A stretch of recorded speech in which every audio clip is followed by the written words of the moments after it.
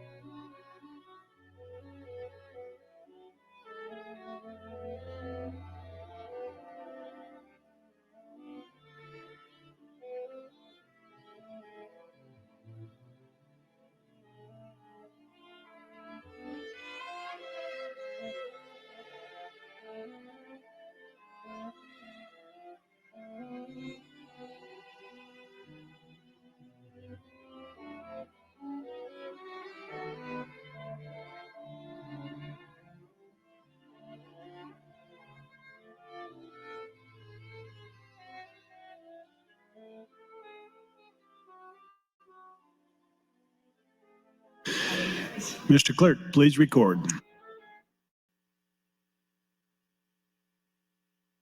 There is a quorum present, Mr. President. Do you have any items for the record? Mr. President, one item, a communication from the Executive Board regarding the appointments to the LR 178 Select Interim Committee. That's all I have at this time. Thank you. We can proceed to the first item on the afternoon's agenda, Mr. Clerk. Mr. President, continuing where we left this morning, Senator Slama had offered floor amendment 132. Senator Slama, you're recognized to speak, and this is your final time before your close. Fantastic. Well, welcome back, just about everyone. I appreciate that you've returned to hear this riveting conversation, which I think has about an hour 15 left. I went for a walk over the lunch hour and was re-vetting a bunch of the language on LB 514, and I really hadn't got much feedback or pushback on the floor for any of the constitutional issues I was raising. So then I got on Twitter to see what constructive criticism was there. And once I got through all the really colorful comments about me being fat and ugly and whatever, there was one that I definitely wanted to address. It was somebody who thought that I was saying that under Section 10 and 11 with the reasonable impediment language, that the Priorities USA case from the Missouri Supreme Court from 2020 is not controlling in Nebraska, which I've said that about 7 times. The Priorities USA case is not directly controlling in Nebraska, but it is extremely helpful because the Missouri Supreme Court, is looking at a poorly worded, ambiguous, and contradictory affidavit a voter has to review in order to vote. They looked at it, chose rational basis review, the least strict of the 2 different types of review we could have, and ruled that it was unconstitutional because it was ambiguous and contradictory.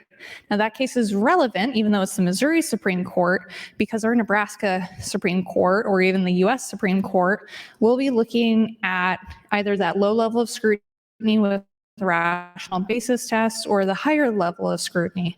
So the Missouri Supreme Court case is relevant because it has a very similar fact pattern and a very similar line of analysis that our own courts would be using in determining whether the reasonable impediment language was in fact constitutional. So just to respond to the person on Twitter, I'm not saying that the Missouri Supreme Court case is at all controlling. I, in fact, say in my script here, while the Missouri Supreme Court case is not controlling.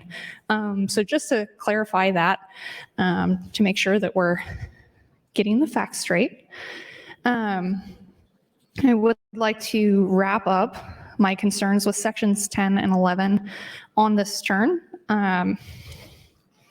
Because section 10 and 11 is very key, it conflicts with sections 17 through 19, and it's an even larger problem because if you take out the reasonable impediment language, if it's ruled unconstitutional, it's so pervasive within the language of the bill itself that no matter what kind of severability clause you have, and if you get in and you start cutting the references to reasonable impediment, you're going to lose the entire bill. And if you start cutting those references from section 10, 11, and 17 through 19, not only do you lose the point of the bill, but you also run into constitutional issues with section 12 because the reasonable impediment language outlines the religious exemption language. And the religious exemption language is something that you have to have for your bill to hold up. So if you get rid of the reasonable impediment language, you're rendering section 12 unconstitutional on its face. So section 12, I have an issue with it. It violates the religious objector's fundamental right to vote as outlined by the United States Supreme Court. Because section 10 and section 11 are unconstitutional and will be struck down, section 12 would automatically and subsequently become unconstitutional under Crawford because there would no longer exist any exemption for those that have a religious exemption, a religious objection. And just a refresher, that Crawford case outlined the very specific— 1 minute. Thank you, Mr. President. The very specific exemptions and accommodations you have to make for different groups of people. And any bill that we pass here has to follow that federal ruling. So if you're compromising the religious objectors exemption by cutting out the section 10 and 11 language, you're rendering section 12 unconstitutional because there would be no more religious objection to being photographed language. And moreover, on section 12, even if you say that section 10 and 11 will stand, we're saying under section 12 that somebody who has a religious objection to being photographed, they're going to have to call up the Secretary of State's office, the county clerk, and confirm that they still believe that they have a religious objection to being photographed. Every single election cycle, they're going to have to do that. I mean, how many people out of the handful of people in the state of Nebraska who have a religious objection to being photographed really need to be checked in on every That's year? your time, Thank you, Senator. Mr. President. And you're recognized to close on your motion to return. Thank you very much, Mr. President. And to finish my point on section 12, those with a religious objection to being photographed holds that belief so firmly, they're not going to be changing their minds with every election cycle. It's really an undue burden to place on somebody with a religious objection to being photographed to reach out to their county clerk and confirm, yep, I still have my religious objection to being photographed, which is what Section 12 mandates. So it's a problem on one side. If you keep the language, it's a massive problem on the other side, to where if the reasonable objection language is rendered unconstitutional as well. That takes me to my analysis of section 17 to 19. And I would just like to remind everyone, like, this is a choose your own adventure filibuster. I'm totally chill with sitting down if cloture is invoked here in the next turn on the mic or an hour 15 from now. Like, I've put that out there of this can be as long as the speaker would like. This is really the last bill of this session when it comes to precedents or anything like that. I think we all anticipate that the cloture rules will be changed over the interim, like God willing, because we've seen them used very masterfully to bring the business of the Nebraska Legislature to a halt. So I'm just putting it out there. If Speaker Arch wants to get a kickstart on a different approach to handling cloture, I'd be more than happy to sit down in the next 5 minutes, so long as cloture is invoked. But otherwise, we're going to keep reviewing the constitutional problems with the voter ID bill that doesn't have any voter ID in it. So section 17 through section 19, you have to look at this reasonable impediment language as either violating the fundamental right to vote or violating equal protection and the Equal Protection Clause as articulated by the United States Supreme Court. We've got case law directly on point. It also violates the amendment passed by voters allowing non-exempt, as defined by the United States Supreme Court, persons to vote without showing a valid ID. So there's two different routes you can go with sections 17 through 19. One is that no one would check to see if the voter actually had a reasonable impediment to vote, thus not actually requiring anybody to show an ID. So as we've already talked about in sections 10 and 11, this would fly in the face of the voters and would clearly violate the Nebraska Constitution. The other interpretation would be that the election officials in each county, so your county clerks, your county election officials, would be left to interpret whether an individual has a reasonable impediment. With the fact that Nebraska has 93 counties at a minimum, 93 different election officials would be making separate determinations of whether a reasonable impediment existed. An election commissioner in Scottsbluff County might interpret someone's cold as a reasonable impediment, while an official in Otoe County might say that it's not. Even more so, and I mean, I appreciate our county election officials to no end. They do one heck of a job with ensuring that our elections in the state of Nebraska remain safe and secure. But when we're sticking this undefined reasonable impediment language in our election statutes, it puts them in a horrible position, because you're either saying, one, you can't check for reasonable impediment at all. It can be anything you want, which is clearly unconstitutional under Article 1, Section 22. Or you're sticking our county election officials without a clear guide as to what a reasonable impediment is. Election days are a very crazy time. I don't care if you have the most rural county in the state.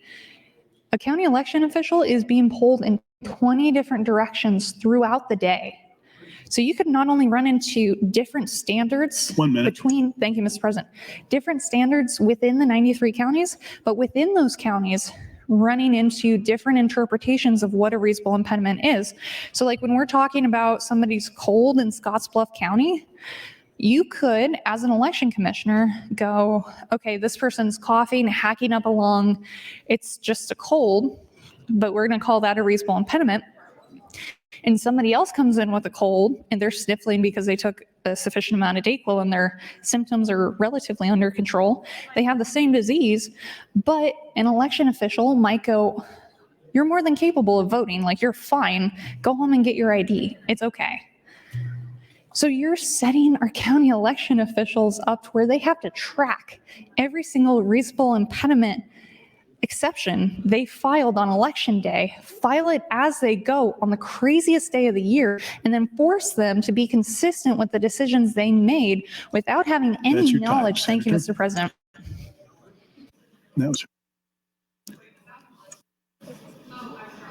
It is withdrawn. Mr. Clerk.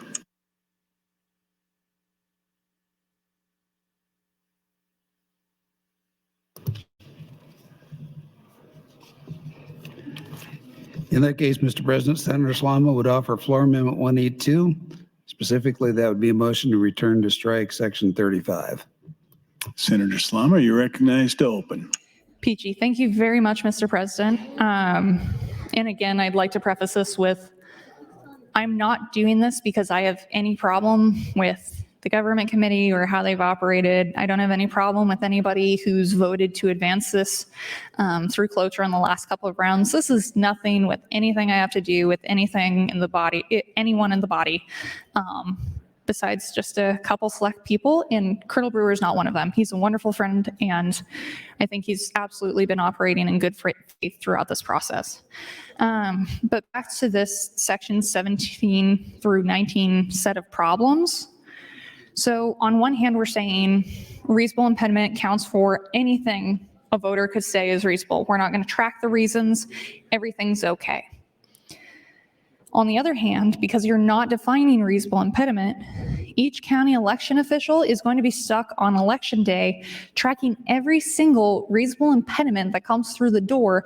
And mind you, this is the busiest day of the year. They're running around with their hair on fire the entire day. And I respect the heck out of them for the work that they do. But under the language of 514, we're going to be sticking them with documenting every single reasonable impediment request that they have, documenting what it was specifically, why they decided that it was a reasonable impediment or not, because if you're going this route, the possibility of this would violate the Equal Protection Clause of the 14th Amendment as outlined by Bush v. Gore. Now, I do appreciate the back and forth I had with Senator Conrad on the breadth of Bush v. Gore. She takes a more narrow approach to it. I take a more broad view of if you're setting different standards for how and whether a vote will be counted based on the interpretation of the reasonable impediment language. If you have differing standards from county to county, you're actually disenfranchising voters from different counties. But I really did enjoy that exchange. So in other words, if we're going with the interpretation that you do need to, as a county election official, track and provide the reasonable impediment exemptions yourself, this amendment would turn all of our elections potentially into the fiasco that was Florida in the 2000 presidential election. Now, you might have a question of, well, it doesn't say in the bill that we have to track who was granted a reasonable impediment exemption and who wasn't. Yeah, that's correct. However, it's going to be best practice to do so, because if we end up in a situation where there's a court challenge to those reasonable impediment exemptions, the county clerk is going to have to prove up why they made the calls that they did, whether a cold was severe enough or whether somebody's dog ate their ID was sufficient enough to qualify as a reasonable impediment. Now, you need to write all of this down, which is a huge pain on the busiest day of the election year, because you could be creating different standards within your own county, and you're going to have that paperwork to show and cover yourself to where if there's a lawsuit and it's a close enough election, you're going to have to show why you didn't grant those reasonable impediments. And if you fail to document that or adequately defend it, you could run into a misdemeanor through the 32-15-19 statutes that says that you cannot keep somebody from voting who's legally entitled to vote. So this puts a massive amount of work on our county clerks if they're going to be approaching this the right way, which I don't think is fair at all to them. So my objection to sections 17 through 19 don't just stop there. So when you look at this as a whole, we're not just talking about the 93 separate county clerks, county election commissioners in the state of Nebraska. So we're also requiring 3 different election entities, the election official, the receiving board, and the counting board, to make potentially separate decisions on an individual's reasonable impediment. There is a possibility that we could have at least 279 different interpretations and issues with inconsistencies within those interpretations as to whether a certain claimed reasonable impediment counts. So a good thing to picture when you're talking about that is the severity of somebody's cold. So in Scottsbluff County, somebody's hacking up a lung, they have COVID. Okay, cool. That's an illness that's sufficient enough for you not to have to show your ID. Another person comes in, they have COVID, they're asymptomatic. Do they get a reasonable impediment exemption as well? Therein lies the problem with leaving this ambiguity to our county election officials to figure out for themselves, and that they're going to be left on an island documenting this on the busiest day of the year, and then have to defend each and every single one if a lawsuit is filed in relation to any of the elections that happened under their purview. That leads me into section 23. That's my last one that I have real constitutional concerns with. Obviously, I have more concerns on the administrative side with things like section 15 and ballot harvesting. But section 23 is one I do have a problem with. So when you take it with the rest of the Evening Amendment that has become LB 514, section 23 violates the Privileges and Immunities Clause of the 14th Amendment. The United States Supreme Court has held that a state cannot discriminate against a person based on where they're from as it relates to exercising a constitutionally protected right. That's referencing the Bolton Supreme Court case from 1973. Voting, as I've already stated, and there's plenty of case law confirming this statement, is a constitutionally protected right. So this Evening Amendment only pays for documents required to get IDs for people born in the state of Nebraska. If you're born out of state, it doesn't matter. It doesn't pay for the documents you need to vote. So I represent District 1. We're bordered by 3 different states, Iowa, Missouri, and Kansas. It's very common for women to go give birth in another state in my district, just based on where their family is, what their personal preferences is. You can still deliver babies in Nebraska City, so you have that choice too. But it's very common to where if you have family just across the river, to have your baby closer to family. Now we're saying that that baby versus a baby born in Nebraska City, 18 years go by and they figure out that they need the documentation to get an ID in order to vote in the state of Nebraska. That baby born in Nebraska City is going to be able to get the assistance they need for free from the Secretary of State's office. On the other hand, the baby born across the river in Iowa, even though they've lived in Nebraska all their lives besides the moment that they were born, they're not going to be able to get free help through the Secretary of State's office to get the documents necessary to get a voting ID. This is a clear burden on a fundamental right based on the state a person was born in. Thus, the Evening Amendment violates the Privileges and Immunities Clause of the 14th Amendment of the United States Constitution. And this gets down to this very core belief I have. Democracy is strongest when every voice is heard. The Evening Amendment is voter ID without voter ID. This is not what the people voted for with the passage of Initiative 432. This allows for exceptions that swallow the voter ID requirement and blatantly ignores the will of the people and betrays the purpose for which the initiative was passed. And I'm going to take a moment here and just outline again the task that the legislature has been given by the voters of Nebraska. And also credit to my wonderful staff for putting together this binder for me. It is so handy. I appreciate it very much. It's very well organized, and this wouldn't be possible without my amazing team, so thank you guys. So the legislature's task given to it by the people of Nebraska. In Initiative 432, the people of Nebraska passed a new requirement for voting in Nebraska. That requirement was added to the Nebraska, thank you, Mr. President, was added to the Nebraska Constitution with the following language. Before casting a ballot in any election, a qualified voter shall present valid photographic identification in a manner specified by the legislature to ensure the preservation of an individual's rights under this Constitution and the Constitution of the United States. And I'll pick up where I left off on my next turn on the mic. Thank you, Mr. President. Thank you, Senator Slama. Senator Lowe, you're recognized to speak.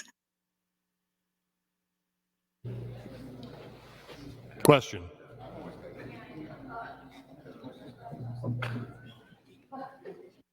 The question has been called.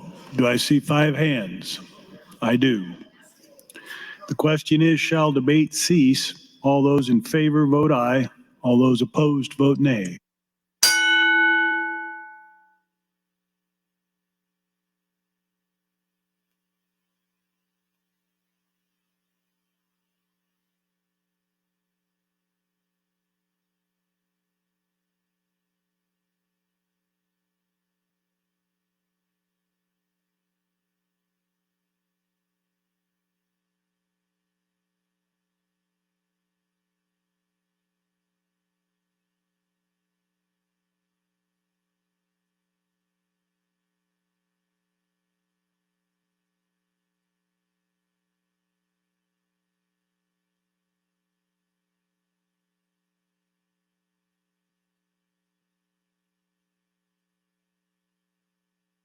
Record, Mr. Clerk.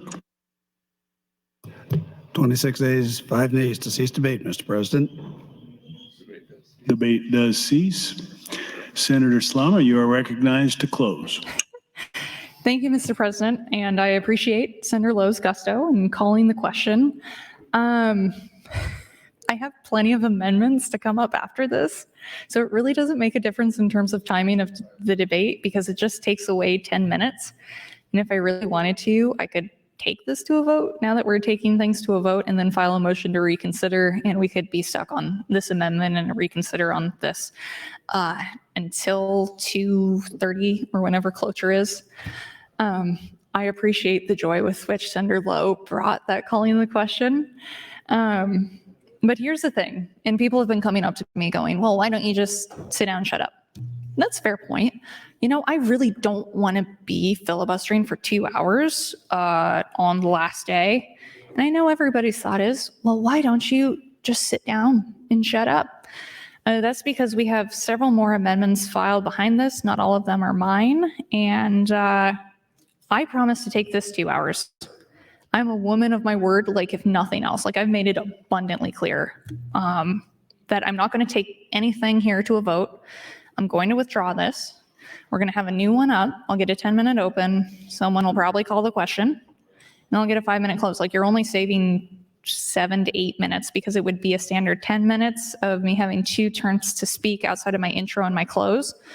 But then you have to factor in 2 or so minutes to actually call the question.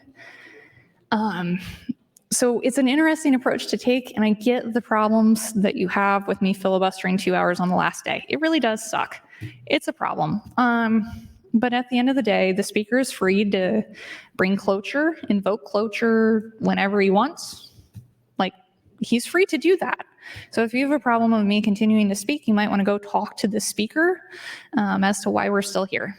See, I've asked that question several times over. I even said during the first round of debate, if the speaker or the chairman of the government committee gets up and says, we're going to consider the constitutional issues that you've raised between general and select, I'll sit down.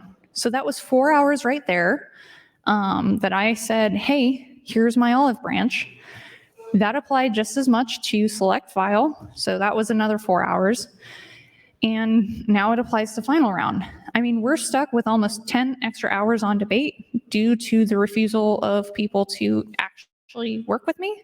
So yeah, it might be worth asking the speaker. I understand it's the speaker's call as to whether or not to invoke cloture. He's been consistent throughout this session in taking it 2 hours. I'm saying as a person doing the filibuster, I'm totally chill with just doing an hour and a half rather than 2 hours so we can all get out of here. But at the end of the day, like your word is your bond, and I promised to filibuster this. I also took an oath to uphold the Constitution of the state of Nebraska and the United States Constitution. And LB 514 does not pass muster for me. So I'm doing what I feel I am obligated to do, which is taking this bill to cloture. Whether cloture is 2 minutes from now or an hour and 15 minutes from now, that's up to the speaker. If he wants to decide to be consistent, that's okay. And I don't hold that against him. But in terms of moving forward, that decision and that ball is in his court. But I am going to take this to cloture. I appreciate everybody's patience here. I know it's not ideal, But again, I'm not making anybody vote. I'm saying closure time is probably going to be at 2:37. Go outside, go to a food truck, go get ice cream, go clean out your desks. I'm not going to make you come up here and vote. I'm not even going to make you come up here and listen to me. But what I'm doing right now is I'm building a legislative record for when we have an obviously forthcoming court challenge to this bill, my objections, the problems inherent 1 in it. minute. Thank you. And the problems inherent in ignoring the will of the people in passing a bill for voter ID that has no voter ID, when the voters of Nebraska spoke very clearly to a tune of like 65 to 35%, like a 30-point margin, that they wanted a strict photo ID requirement in order to vote in the state of Nebraska. Now, given that I played somewhat of a leadership role in getting that done, I feel it's my duty, along with the duty of someone who's been sworn to uphold the Nebraska state constitution, to follow through with the will of the people. And I've tried to be very diplomatic at every part of this process. I negotiated in good faith for months and months. As it turned out, a certain person in the executive branch was not negotiating in good faith at all. And again, that's not due to anybody on the government committee, anybody in the body. And that's why we've gotten to this point. This point shouldn't have happened, but we are here today. Thank you, Mr. President. I withdraw that amendment. It is withdrawn. Mr. Clerk.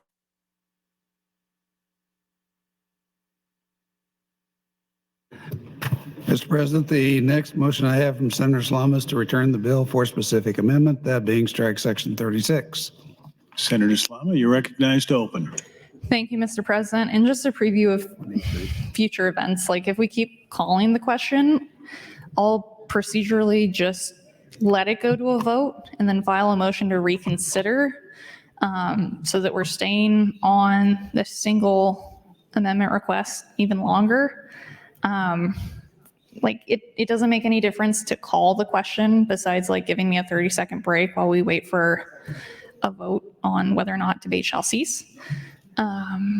But yeah, it does make it just a little bit more inconvenient if we are calling the question here, because I've been extremely clear about what I'm doing. I've got enough amendments up on the board to where even if you want to call the question after my 10-minute opening every single time, like that's fine. But what I'm going to do is I'm going to let this go to a vote and then do a reconsider motion, have an open and a close on that, and go from there.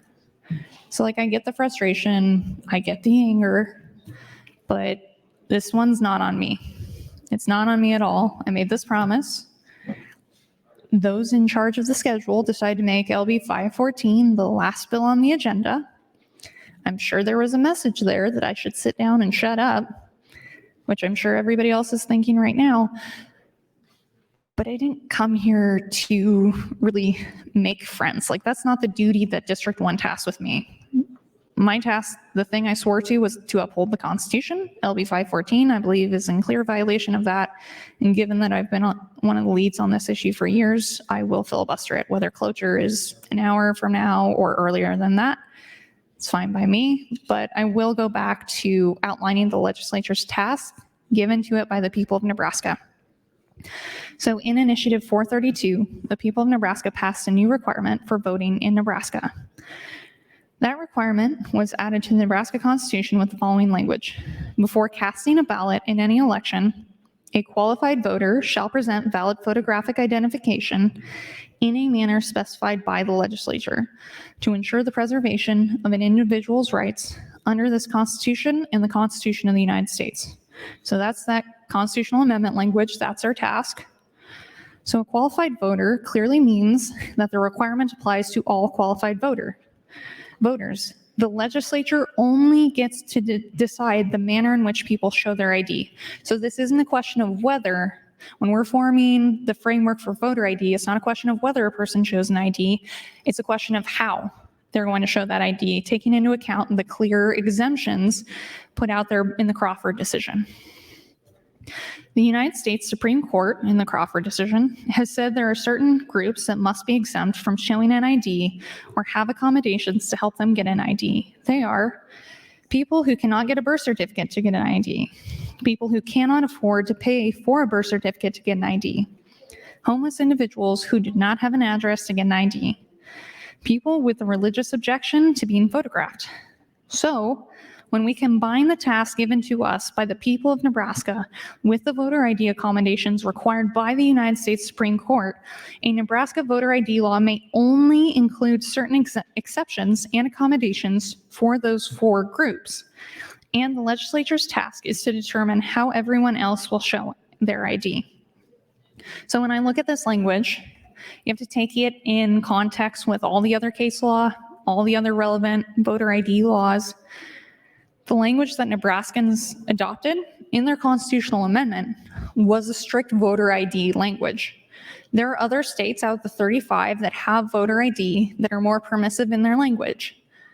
LB 514's problem is it takes and expands on lessons from those non-strict voter ID states and expands on it to a point where it doesn't work with the language that was passed in Initiative 432. And it also fails to take into account lessons that we've learned from the other 35 states in previous litigation, in previous debates from other state legislatures, and in previous objections that have already been raised in the state of Nebraska. So I'm hopeful that whatever we pass this year, or even in a special session, which is possible, that it fits what was passed in Initiative 432. I'm internally optimistic about this. I went through 4 days worth of negotiations over Memorial Day weekend with the belief that, you know what, maybe if I compromise on certain things, we're going to get to the point where we need to be. And I'll tell you, one of the key things where we realized negotiations had fallen apart on Monday is I was willing to move on witness attestation and notary when it came to mail-in, which for whatever reason by the Nebraska Examiner, Paul Hamill, that was characterized as extreme. Witness attestation and notarization is adopted by a dozen states who have voter ID language identical to ours. They have that language because you have to present a photo ID in order to vote. That's not extreme language. Over a dozen other states have that, including Rhode Island, which requires the attestation of 2 different Rhode Island voters in order for your mail-in ballot to be considered legal and countable. So my own amendment, and again, I'm not shopping my own amendment here, that died on general file. I get it. I'm okay with that. But that's where I was working from in terms of a framework for negotiating, like a framework rooted in case law from other jurisdictions. Voter ID is one of the most heavily litigated issues out there beyond abortion and gun rights. Taking those lessons, taking the language of Initiative 432 and putting together something that was workable. And like I said before, I was willing to move on witness attestation and notary so long as that ID number, when presented for a mail-in ballot, was verified. You have to verify the ID number that you're showing in order to vote. Otherwise, for mail-in voting, we're saying you don't have to do voter ID. My big problem with section 17 through 19, especially section 19, I think it's sub 2A through E, is we're saying not only do you not have to check the validity of that driver's license number, you have to count that ballot even if the driver's license number line is blank. So all I was asking for on Monday was a check of each of those numbers. And unsurprisingly, that, along with a laundry list of other objections that came out at the 11th hour, were what led to negotiations to stop. So, given the fact that we are 49 independent state senators, I am hopeful that we can come to a middle ground, come to an agreement. I'm going to be hopeful on that all the way up until cloture on this bill. But until then, we are betraying the will of the voters. We are betraying the people of the state of Nebraska who came out in the thousands to help collect signatures during the hottest time of the year. We had a lot of really excited volunteers sitting out in a chair for hours at county fairs where it was 90 degrees, hanging out outside of concerts where it was just as toasty, getting signatures because this is something they so thoroughly believe in. It's a common sense election security measure, and we are betraying them by passing LB 514, especially as it stands today. And I would like to take a moment just to reread into the record the objections I forwarded to the Attorney General, and then I'll outline that statute 321519 that's going to run into criminal liability for our county election officials and county clerks. Like, if you're a county clerk watching this, I get that NACO has come out in support of this, but read the statutes for yourself. Read the bill for yourself and tell yourself, ask yourself, on election day, am I going to have a defined reasonable impediment definition? Am I going to have a clear outlook for what reasonable impediment looks like for the different issues that can be raised? And do I feel that I'm protected and exempt under 321519 from criminal liability if I, in good faith, do something wrong and turn someone away from voting who had a reasonable impediment that I didn't think was a reasonable impediment? Think to yourself about the potential criminal liability you could have if LB 514 passes. Read through it yourself. It's in black and white. There's no reading in between the lines. Read the bill itself and tell yourself if you feel comfortable with the reasonable impediment language being clear as mud, and that onus being on you on election day to properly interpret or not what reasonable impediment means. So at the end of the day, this really isn't for anybody in the body. I know a lot of people have made up their minds. This is for the people watching at home, and this is to build the legislative record. But thank you for hanging out with me. Thank you, Mr. President. Thank you, Senator Slama, and you are next in the queue. Ooh, outstanding. I get a bonus 5 minutes with this one. So I will get back into the requests we've sent up to Attorney Generals. Hilgers, I did sit on doing a formal Attorney General's request because I was very hopeful we could come to a compromise over Memorial Day weekend. But once that clearly fell apart, I wasn't the one who walked away. I crafted and submitted a formal Attorney General's opinion request on especially the reasonable impediment language we find in LB 514. Attorney General Hilgers, I'm requesting an Attorney General's opinion on the constitutionality of LB 514 as it stands amended by AM 1801. Specifically, I'm concerned with the language surrounding and the use of the term reasonable impediment. The use of that term in the statute without definition while also mandating terms on the certificate may or may not limit what qualifies as a reasonable impediment will cause the certification to be ambiguous, confusing, or contradictory. Therefore, the bill will fail a rational basis test. That cites the Priorities USA case from Missouri Supreme Court in 2020. Please let me know your findings at your earliest convenience. Thank you for your consideration. And then the follow-up letter I sent yesterday, dated May 31st, 2023. Attorney General Hilgers, I'm writing to add to my request for an Attorney General's opinion of LB 514 on May 30th, 2023. In addition to the issues raised herein, it has come to my attention that the early voting envelope form required by Section 16 of the bill may also fail a rational basis review. Specifically, Section 16 requires an early voting envelope to ask the voter to provide their Nebraska driver's license or state identification number, provide a photocopy of a valid photographic identification, or provide a reasonable impediment certification. The voter must declare under penalty of election falsification, so that's a felony, that if they have not provided an identification number, they have enclosed a photocopy of a valid identification or a reasonable impediment form. Nebraska Revised Statutes 32-1027, 4A through C are unchanged by the bill, meaning that under those circumstances, so the circumstances in which somebody has decided to enclose a photocopy of their ID or enclose a reasonable impediment form, so meaning that under those circumstances, an election official would not be able to consider an ID number or an ID had been provided in determining whether an early vote should be counted.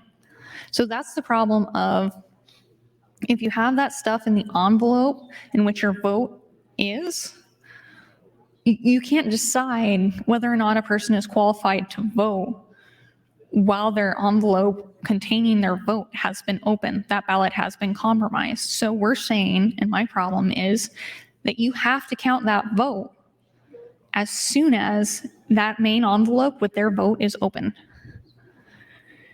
So Nebraska Revised Statutes 3250-19-1B makes it a misdemeanor for an election judge to accept a ballot from any person who refuses any question which is put to him or her in accordance with the Election Act. Nebraska Revised Statute 3250-19-1E makes it a misdemeanor for an election judge to refuse or reject a ballot from any registered voter at the place where such registered voter properly and legally offers to vote. It would be difficult to imagine how Section 16's requirement, thank you, Mr. President, Section 16's requirement to provide an ID number or a photocopy of an ID would not qualify as a, quote, question put to him or her in accordance with the Election Act under 3250-19-1B. Therefore, any election judge that accepted a ballot for counting without one of these pieces of required information would be guilty of a misdemeanor. However, well, actually, I'll get back into the contradictory language on my next turn on the mic. Thank you, Mr. President. Thank you, Senator Slama. Senator Erdman, you're recognized to speak.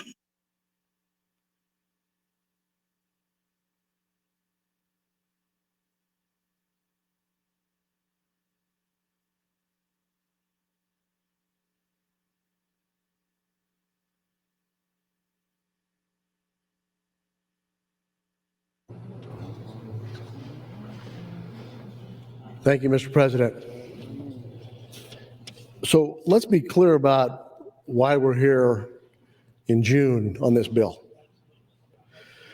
Senator Slama shows up at the hearing when they had a hearing on her bill, and she drops in an amendment that was a white copy amendment that no one had seen.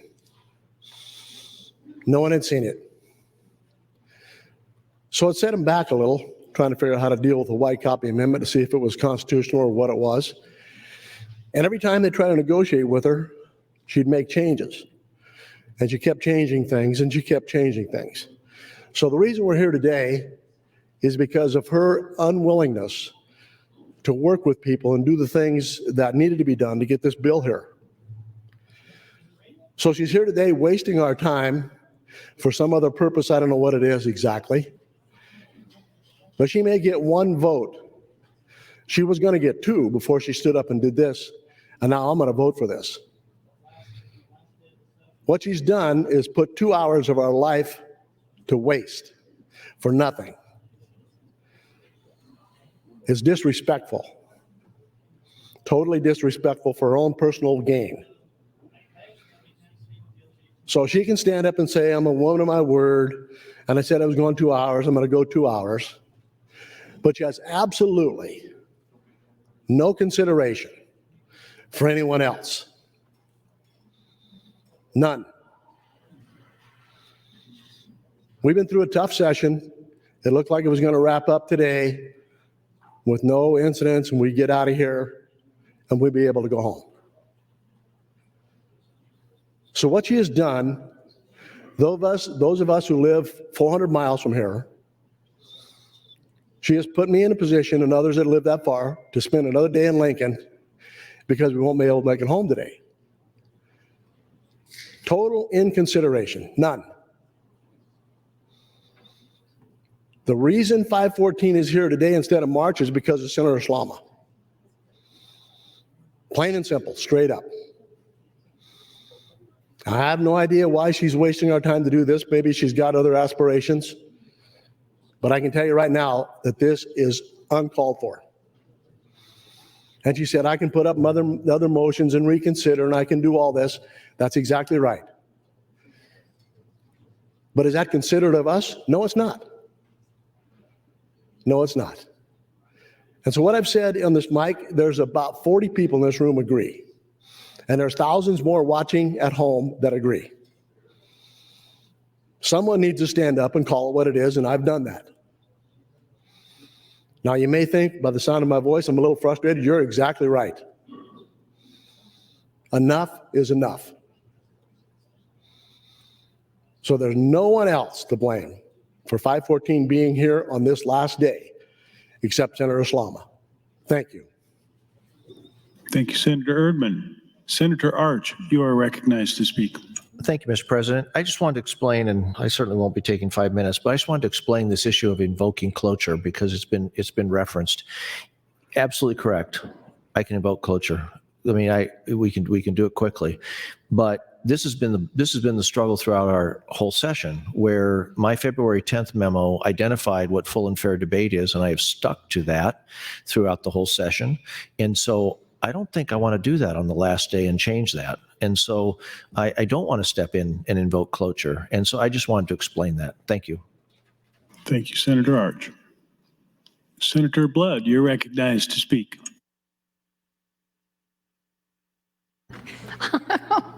Thank you, Mr. President. Fellow senators, friends, all I actually forgot I was in the queue because I was working.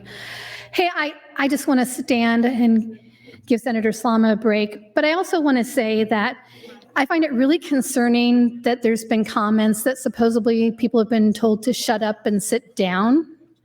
And if that's truly something that's been done in this body, this is a tool that no matter what party your people are in, or if they're in no party, no matter they're female or male or how they identify, this is one of the tools that we have available to us. So the only people who should be quiet and sit down are the people that are here listening. Because Senator Slama has the right to do what she's doing. So it is what it is. Get over it. Thank you, Mr. President.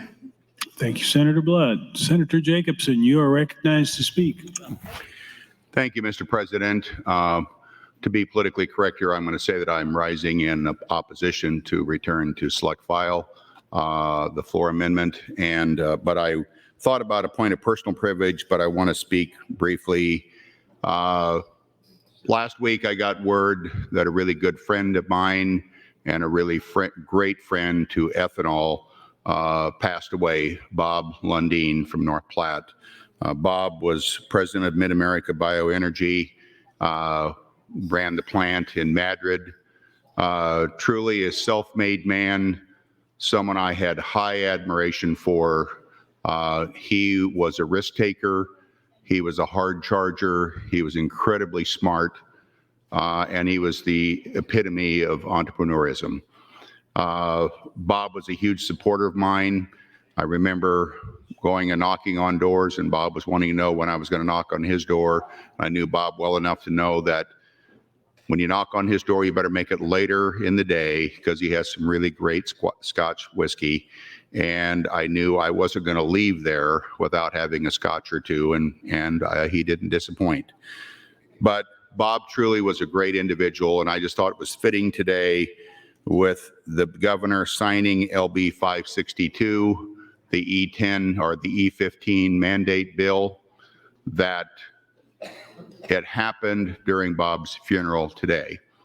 And so instead of being able to be in North Platte today to attend Bob's funeral, I was able to be there and stand for him for the signing of LB 562. And I know he is so pleased that that got done because of his support of the ethanol industry. And I just wanted to recognize his wife, Sandy, their daughters, Tina and Jennifer. I'm thinking of you, even though I couldn't be there today. But thank you for sharing Bob with us. And so I really appreciate that. And with that, I will be willing to yield the remainder of my time to Senator Slama. Thank you, Mr. President. Thanks, Senator Jacobson. Senator Slama, that's 2 minutes, 45 seconds. Thank you, Senator Jacobson. I appreciate that beautiful tribute to Bob Lundeen. He really was a giant in the state of Nebraska. You know, I've tried to be as diplomatic as I can be with this debate in sticking to the constitutional problems I have with LB 514. But Senator Erdman, who supposes himself to be a supporter of election integrity, has decided to get on the mic and scold me. First off, there's nothing saying that any senator that doesn't want to be here has to be here. I mean, this vote is going to have plenty of votes for cloture. If you want to hit the road, feel free to do it at any time. There's not much after this that has much importance that's going to be closed. And here's the thing. If you say that I'm being disrespectful in this process and that I'm doing it for my own personal gain, I could be billing hours right now. Like, me taking time on this for 14 hours has meant that I can't bill 14 hours. Me prepping for this filibuster also meant that I couldn't bill hours during that time. I have nothing to gain here. I'm a person who is operating as honestly as I can.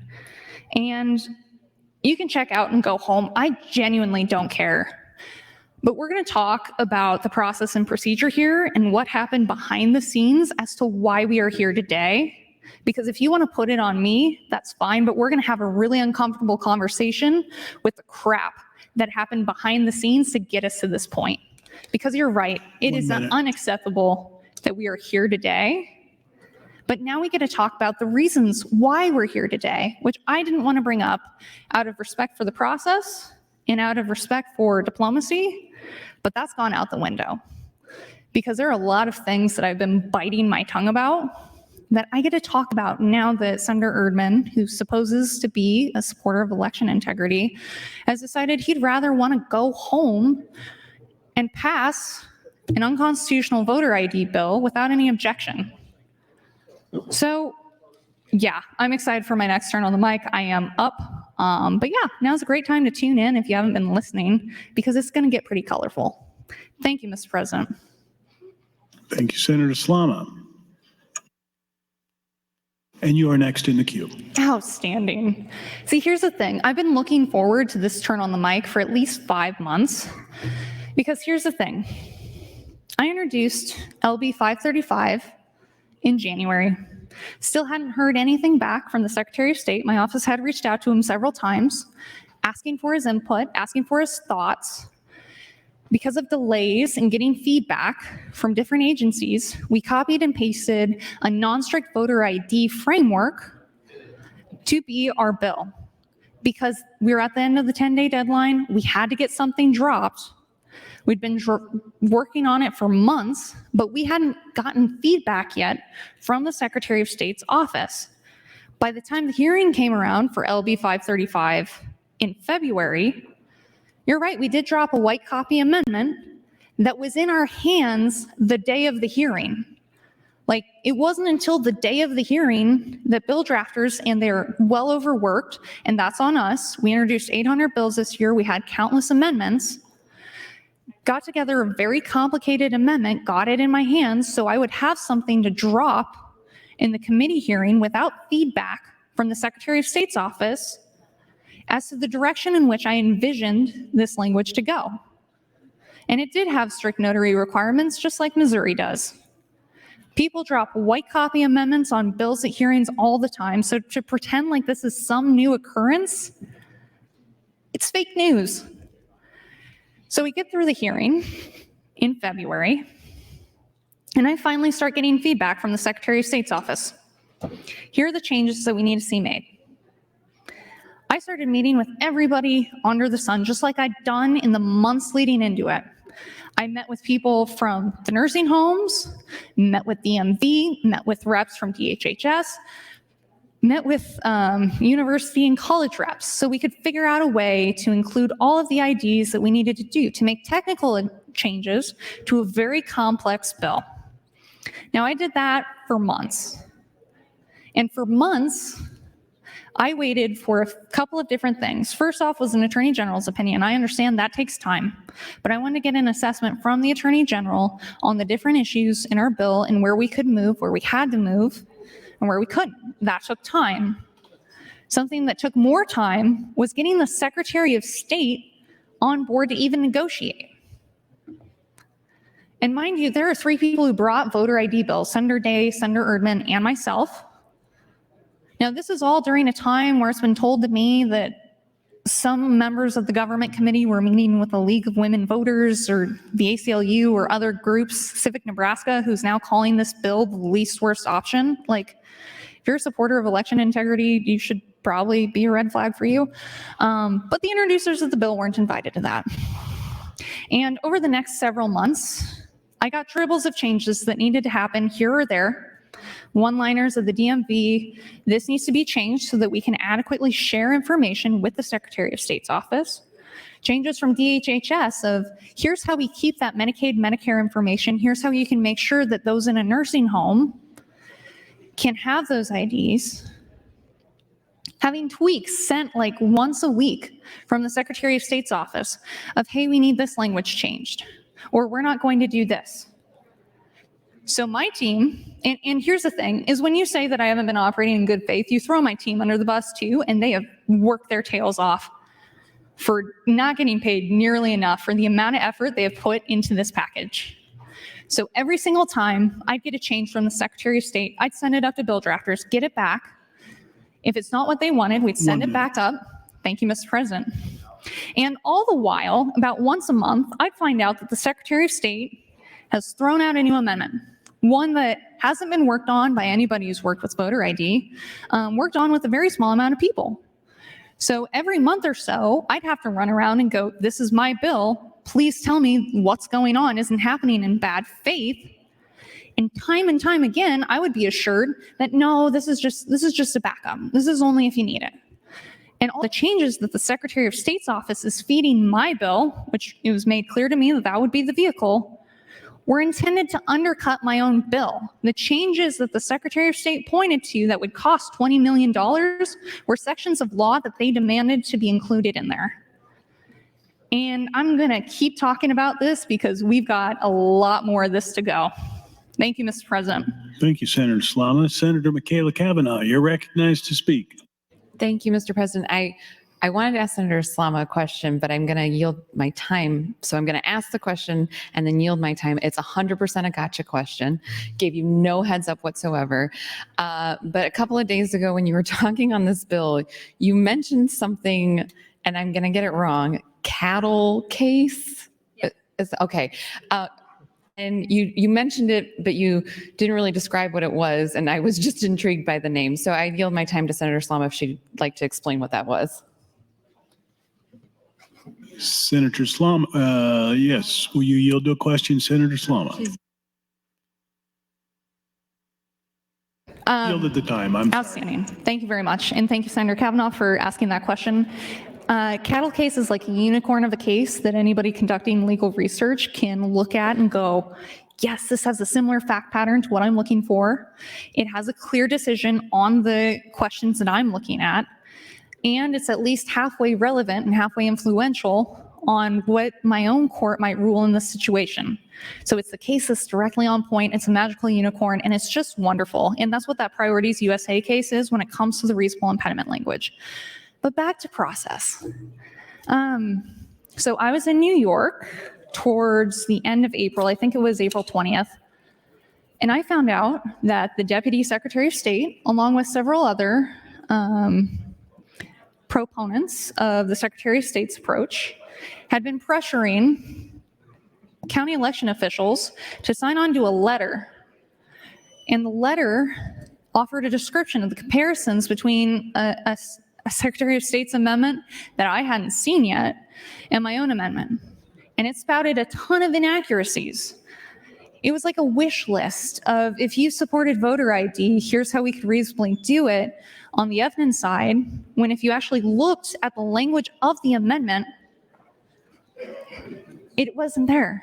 It wasn't there. And for the entire weekend, county election officials were being pressured by their peers, by the Deputy Secretary of State for Elections, and I have the emails to prove this if they want to come out and deny it, to sign on to a letter, not giving the county election officials enough time to read the amendment themselves and consider it because they're busy doing their jobs and comparing the two amendments, but saying, you need to trust us and sign on to this because we're more powerful as a bloc.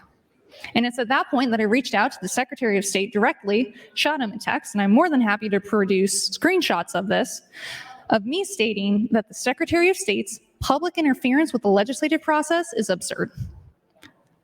All the way back in April, I was done. So I got a call from the Secretary of State going, well, I don't know what's going on. I have no idea. And which is incredible because that would indicate that the Secretary of State doesn't know what his Deputy Secretary of State for Elections is doing behind his back. In any case, I was told once again that we're still negotiating in good faith. We're taken back to the Speaker's office. I discovered that Colonel Brewer didn't have anything to do with it. He wasn't directly working to undercut me. And the Speaker was on board with trying to find a compromise. Outstanding, that's great. So for the next month, I kept getting feedback from the Secretary of State's office, about one line at a time. So that led to a lot of different bill drafts. That's how this works when you have to put in place a complicated constitutional framework, is that it's never going to be perfect the first time. So I spent 5 months doing fixes here or there, making shifts here and there to make every interest group involved at least neutral on the bill. But here in May, the government committee had themselves an executive session. And I was told that this bill, which was ready to go, it had just had some minor changes from the DMV. Thank you, Mr. President. And some minor changes from the Attorney General's office so we could make sure they had the authority they needed. I made sure that that updated amendment was given to the chair of the committee so we wouldn't have to deal with cleanup and fix-it amendments on the floor or push technical changes to the next year, just doing good stewardship. And so the government committee goes into this executive session where 3 different amendments are chucked in front of them. The Deputy Secretary of State for Elections is there to give the sales pitch for his amendment and why it's superior, pointing out that my amendment would somehow cost $20 million with the provisions that the Secretary of State's office demanded that I have. This was a setup from the start. And I have even more after this to share because it feels good to get this off my chest. Thank you, Mr. President. Thank you, Senator Slama. Senator Erdman, you're recognized to speak. Thank you, Mr. President. Let me share a little information that Senator Slama seemed to misunderstand. First of all, I am for voter integrity. In fact, I introduced a bill that was the solution to voter integrity in its entirety. Okay, so don't stand up here and say that Senator Erdman is going to vote for a bill that's unconstitutional because you have no clue whether it's unconstitutional because you're not a Supreme Court justice to make that decision. We'll find that out later. So the thing is, if you don't like one lawyer's opinion, get a different lawyer. And we all have one opinion on here. If you look on the board, it says Slama 1 vote, Erdman 1 vote. So my opinion is just as important as yours. And when I introduced the voter integrity bill that I had, it's vote in person on Tuesday, on paper, count by hand at the precinct. Now that solves all the voter integrity issues there is. There's none others. That solves it. So don't stand up and try to tell me that I'm going to vote for something that's unconstitutional and I'm giving away my idea that voter integrity is important because I'm not. I also introduced a bill that would have put voter ID in place. Common sense, straightforward, would have been the answer. Didn't get a chance. And on me going home, let me explain something to you. I've been here 7 years. In 7 years, I've missed 2 days. I've never checked out early. I've never gone home. I've been here to the end every year. I don't plan on leaving today early. So tell me that I can check out and go home is not an option. So if you're giving up billable hours to be here, I suggest you go do that. It works both ways. You can go do billable hours or I could go home and I choose not to and it looks like you choose the same. So don't stand up on the mic and try to tell me what I believe or what I'm voting for. We will find out whether you are correct about whatever 514 has that you think is unconstitutional. We'll find that out. And we in this body and in bodies before us have many times voted for things that are unconstitutional. And it's not unconstitutional till the court says it is. So those are the facts. I'll be here till the end. I'm not leaving early. I'm not checking out. But what I said earlier about being considerate is exactly what I still mean. Thank you. Thank you, Senator Erdman. Senator Conrad, you are recognized to speak. Thank you, Mr. President. Good afternoon, colleagues. I wanted to take a minute to just kind of reaffirm for the body some of the key components in terms of where we are with the issues and the process in relation to this measure.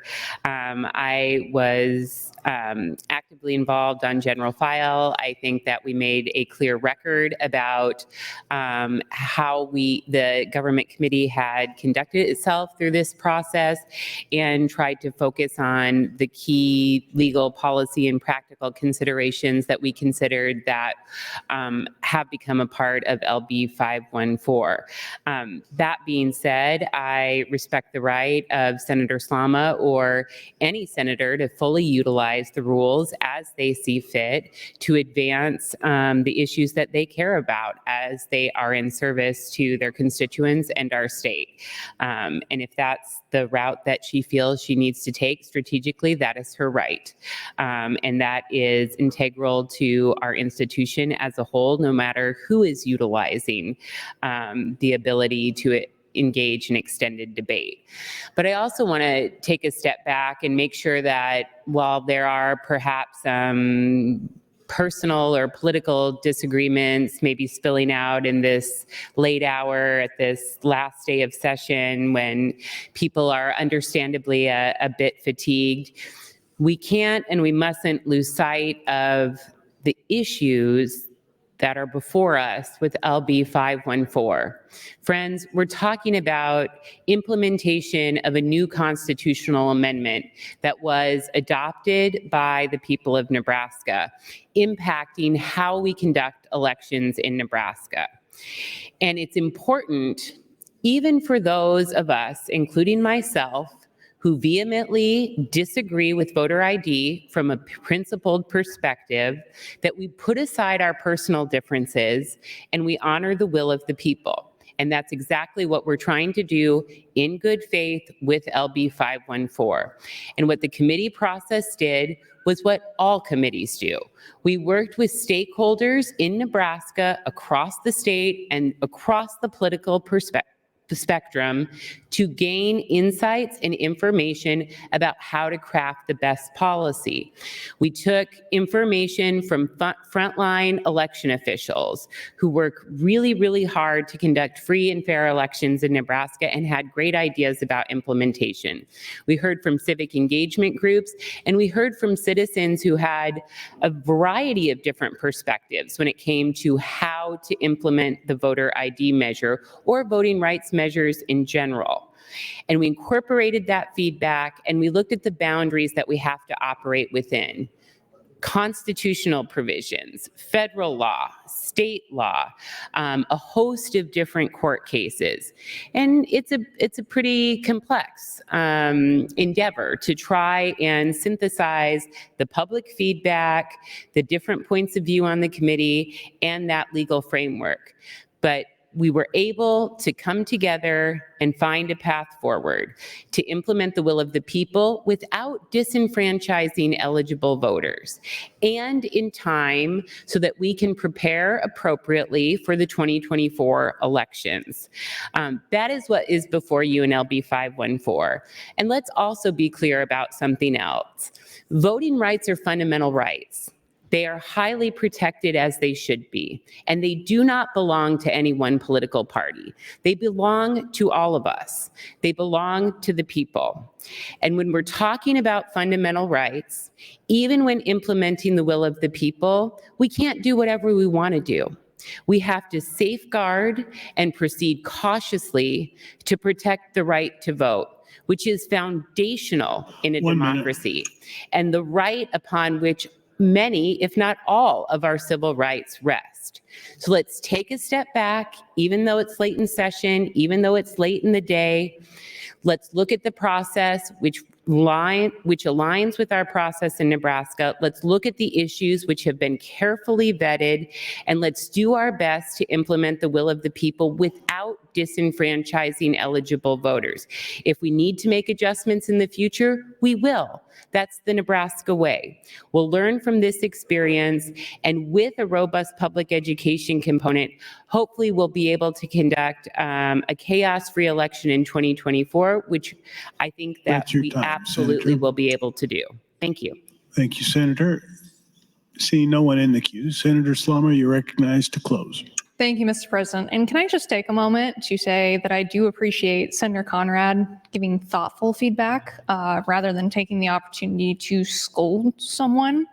And just for the record, I can stand up on the mic and tell you whatever I'd like. And I firmly believe that with this bill, you are voting for an unconstitutional bill. I get to say that. If you disagree with me on that, you can disagree. But don't try to mansplain and get all paternalistic and say, well, you can't say that, because I can. Let's get back into the process and procedure for how we got to where we are today. So this executive session that we've discussed ad nauseum occurred in May. I was informed that we would be voting on my amendment.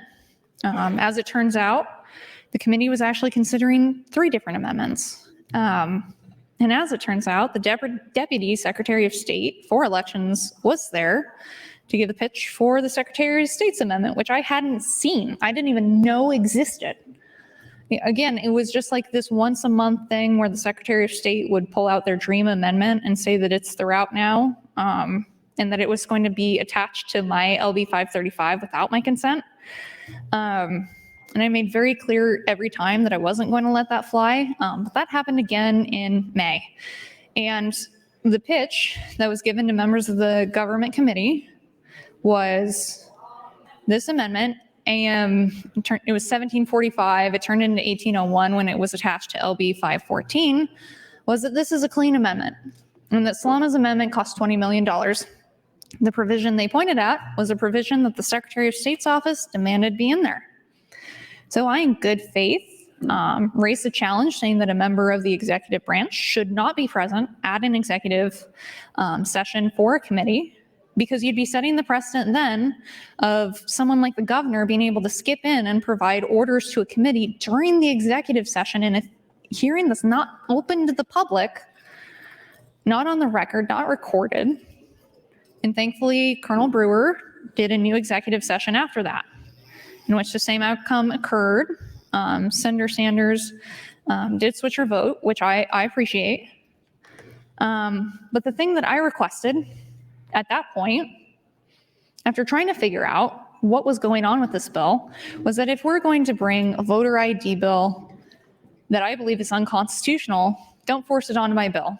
And like that was me just asking out of being polite, because there's about 7 different mechanisms I can use to kill my own bill.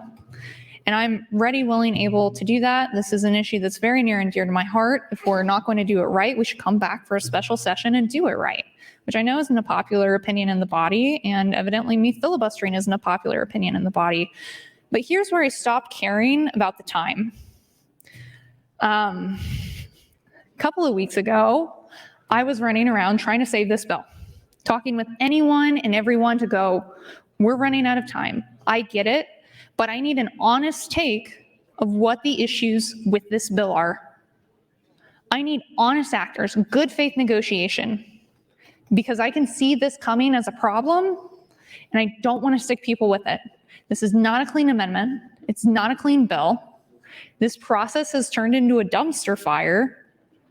So I spent 2 days running around this place, talking with anyone and everyone I could to try to raise my objections. The next day, I ended up in the hospital with hyperemesis gravidarum. Like, this put me in the hospital because I spent 2 days running around like a chicken with my head cut off, trying to loop in as big of a coalition as I could have. And it turns out I forgot to drink water. So, I was in the hospital room with my throat bleeding, hooked up to an IV and every other medication. And I understand that there are members of the floor that have been in and out of the hospital. I'm in no way trying to compare my experiences to them. They're far more seriously ill than I. But I was half conscious, just hanging out in the hospital after not drinking anything for 36 hours, trying to save this bill. And I get notice during the 574 debate that if I don't make it back to the 574 debate in time, it dying is going to be my fault. And so that's when I really stopped caring about what leadership told me about something, because it was clear that they didn't care about me personally. And I'm sure they ate some humble pie when I came in and could barely walk to hit the button and was actively throwing up on the floor because I still needed to be on an IV and I wasn't. So I gave that up. And I've given up a lot of things to serve in this place, but it was that moment where I really stopped caring what leadership thought. Thank you, Mr. President. Thank you, Senator Slama. Mr. Clerk, you have a motion on your desk. I do, Mr. President. Senator Brewer would move to invoke cloture on LB 514 pursuant to Rule 7, Section 10. Senators, we are approaching a final reading. If you'll please take your seat.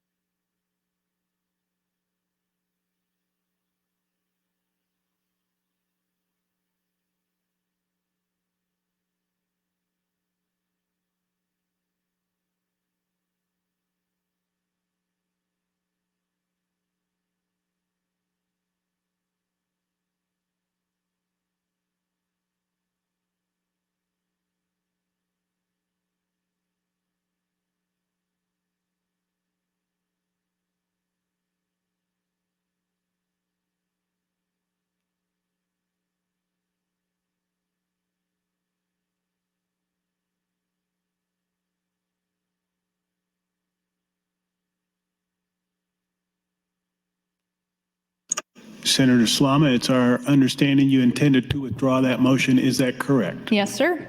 Thank you very much. Senator Brewer, for what purpose do you rise? Call to the House, roll call vote, regular order.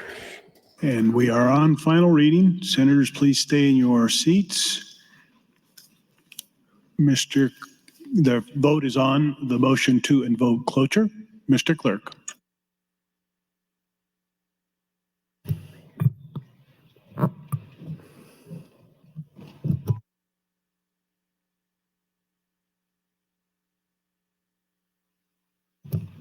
Senator Aguilar, voting yes. Senator Albright, voting yes. Senator Arch, voting yes. Senator Armendariz, voting yes. Senator Ballard, voting yes. Senator Blood, voting yes. Senator Boston, not voting. Senator Bostar, voting yes. Senator Bostelman, voting yes. Senator Brandt, voting yes. Senator Brewer, voting yes. Senator Breezy, voting yes. Senator John Kavanaugh, voting yes. Senator Michaela Kavanaugh, voting yes. Senator Clements, voting yes. Senator Conrad, voting yes. Senator Day, voting yes. Senator DeBoer, voting yes. Senator Decay, voting yes. Senator Dorn, voting yes. Senator Dover, Senator Dungan, voting yes. Senator Erdman, voting yes. Senator Frederickson, voting yes. Senator Holleran, voting yes. Senator Hansen, voting yes. Senator Hardin, voting yes. Senator Holcroft, voting yes. Senator Hughes, voting yes. Senator Hunt,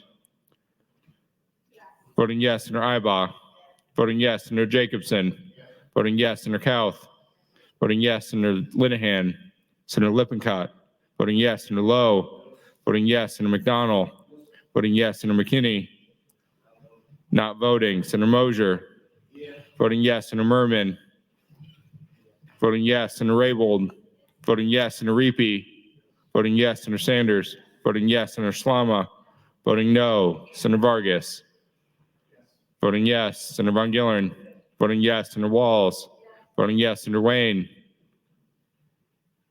not voting. Senator Wishart, voting yes. Senator Wayne, voting yes. Vote is 44 ayes, 1 nay, 2 present, not voting, 2 excused, not voting on the motion, Mr. President. Cloture is invoked. The next vote is to dispense with the at-large reading. All those in favor vote aye. All those opposed vote nay.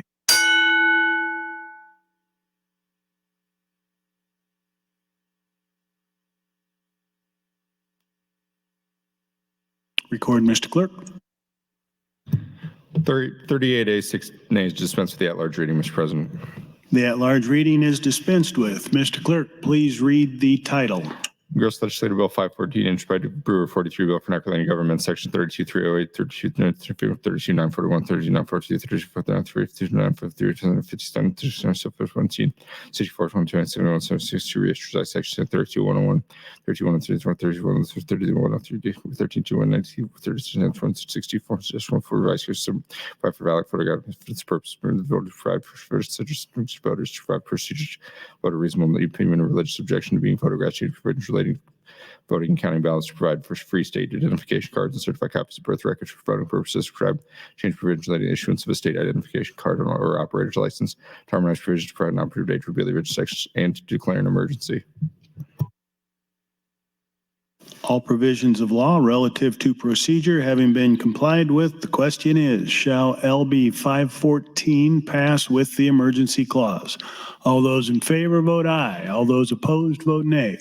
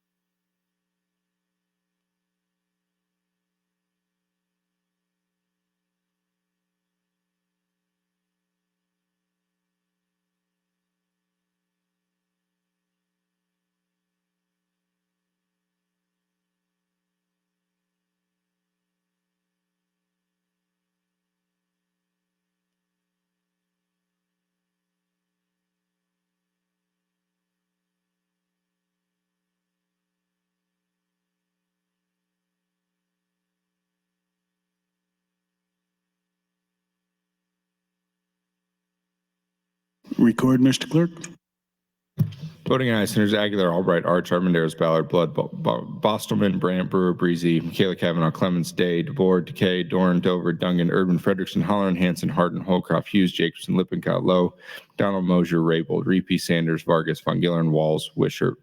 Voting no, Senator Slama. Not voting, Senators Boston, Bostar, John Kavanaugh, Conrad, Hunt, Ibach, Kauth, McKinney, Merman, Wayne, and Linehan. Senator Conrad voting yes. Vote is 38 ayes, 1 nay, 9 present not voting, 1 excused not voting, Mr. President. LB 514 passes with the emergency clause. Mr. Clerk, next item. Mr. President, final reading, Gross Legislative Bill 514A, introduced by Brewer 43, Bill for National Appropriations, Appropriate Funds, and County Provision Legislative 5 legislation, declare emergency being legislative part of Section 1, 2 of our appropriate million short to the Rational Fund, fiscal year 24, to the from General Fund, fiscal year Secretary of State, from the care of the Provision Legislative 514, Section 2 and 3, Section not exceed 70,000 one time for the fiscal year for 4,626 for fiscal 24 to Section 2 for appropriate 58,755 per motor vehicle cash fund fiscal year 23 and 0 to provide part of this fiscal year 24 part of the program 78 in the care of official legislative 5 part of the Section 22 no expenditure for permanent temporary salary per diem state employees should be able to appropriate in this section. Section 3 since emergency exists, this act takes effect when passed and approved according to law. All provisions of law relative to procedure having been complied with, the question is, shall LB 514A pass with the emergency clause?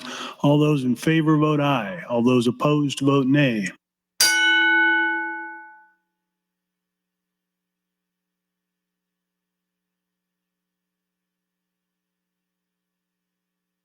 Record, Mr. Clerk.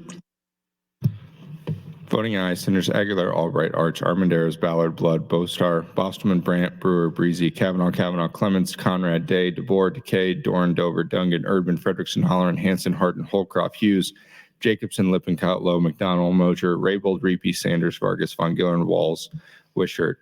Voting no, Senator Slama. Not voting, Senators Boston, Hunt, Ibach, Kauth, McKinney, Merman, Wayne, and Linehan. Vote is 40 ayes, 1 nay. Senator Kauth voting yes. Excuse me. LB 514A passes with the emergency clause. While the legislature is in session and capable of transacting business, I propose to sign and do hereby sign Legislative Bill 514 with the emergency clause and LB 514A with the emergency clause. Mr. Clerk, for items. Mr. President, next item on the agenda, the General Affairs Committee would report favorably on the gubernatorial appointment of Brian Botsford to the Nebraska Arts Council. Senator Lowe, you're recognized to speak. Thank you, Lieutenant Governor. Today I bring Brian Botsford, a new appointee to the Nebraska Arts Council.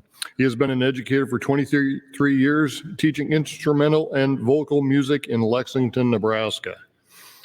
He also works at the Crane River Theater in Kearney and has had 12 seasons as a professional theater at that location. It's a wonderful venue that we have there at Yanni Heritage Park. He has worked with the Arts Council in the past as a recipient of grant money at the Crane River Theater. He is very excited to have the opportunity to serve on the board. He had no proponents, no opponents, and no one testifying in the neutral about this appointment. So I bring Brian Botsford for the Nebraska Arts Council. Thank you. Thank you, Senator Lowe.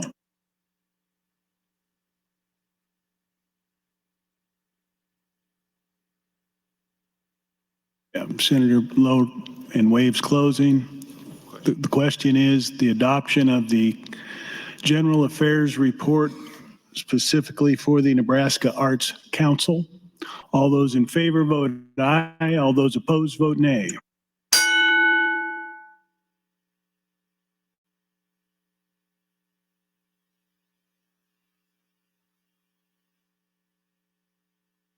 Record, Mr. Clerk. 40 yeas, no nays on adoption of the report, Mr. President. That report is adopted. Senator Lowe, you're recognized. Mr. Clerk. Mr. President, the General Affairs Committee would make no recommendation on the gubernatorial appointment of Trent Luce to the State Racing and Gaming Commission. Senator Lowe, you're recognized. Open for the committee. Thank you, Lieutenant Governor. We had a vote the other day underneath the north balcony to bring Trent Luce before the floor for the Racing and Gaming Commission. We ended up with a 4-4 vote, and in that case we had to have another vote, and that vote came out 8-0 as a no recommendation. But I'd like to read here about Mr. Trent Luce. He is a new appointee to the commission. He was appointed by Governor Ricketts in October of last year. He is a sixth-generation livestock producer and says 1 million animals have been cared for by him. He has been a resident of Sherman County since 2002 and has spent 6 years working with the former Governor Ricketts on reducing property taxes. He also serves on the Capitol Commission representing District 3. He ran as Teresa Thibodeau's lieutenant governor candidate as a Republican, even though he is an independent. She was Republican.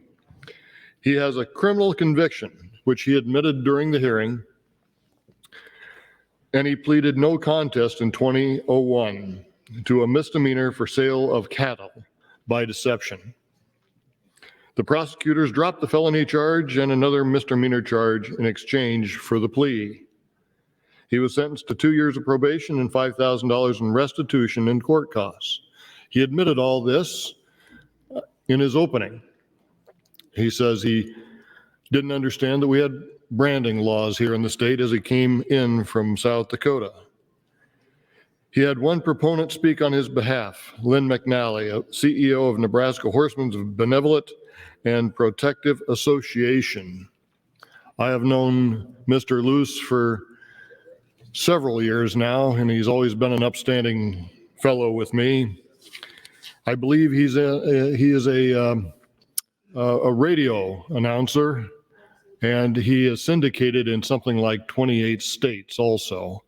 He speaks on behalf of agriculture and on behalf of livestock and the well-being and how our farmers and ranchers take care of the land and our animals.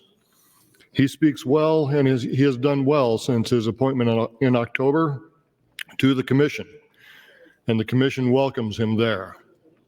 With that, I end my close. for my opening. Thank you, Senator Lowe. Senator Aguilar, you're recognized to speak. Thank you, Mr. President.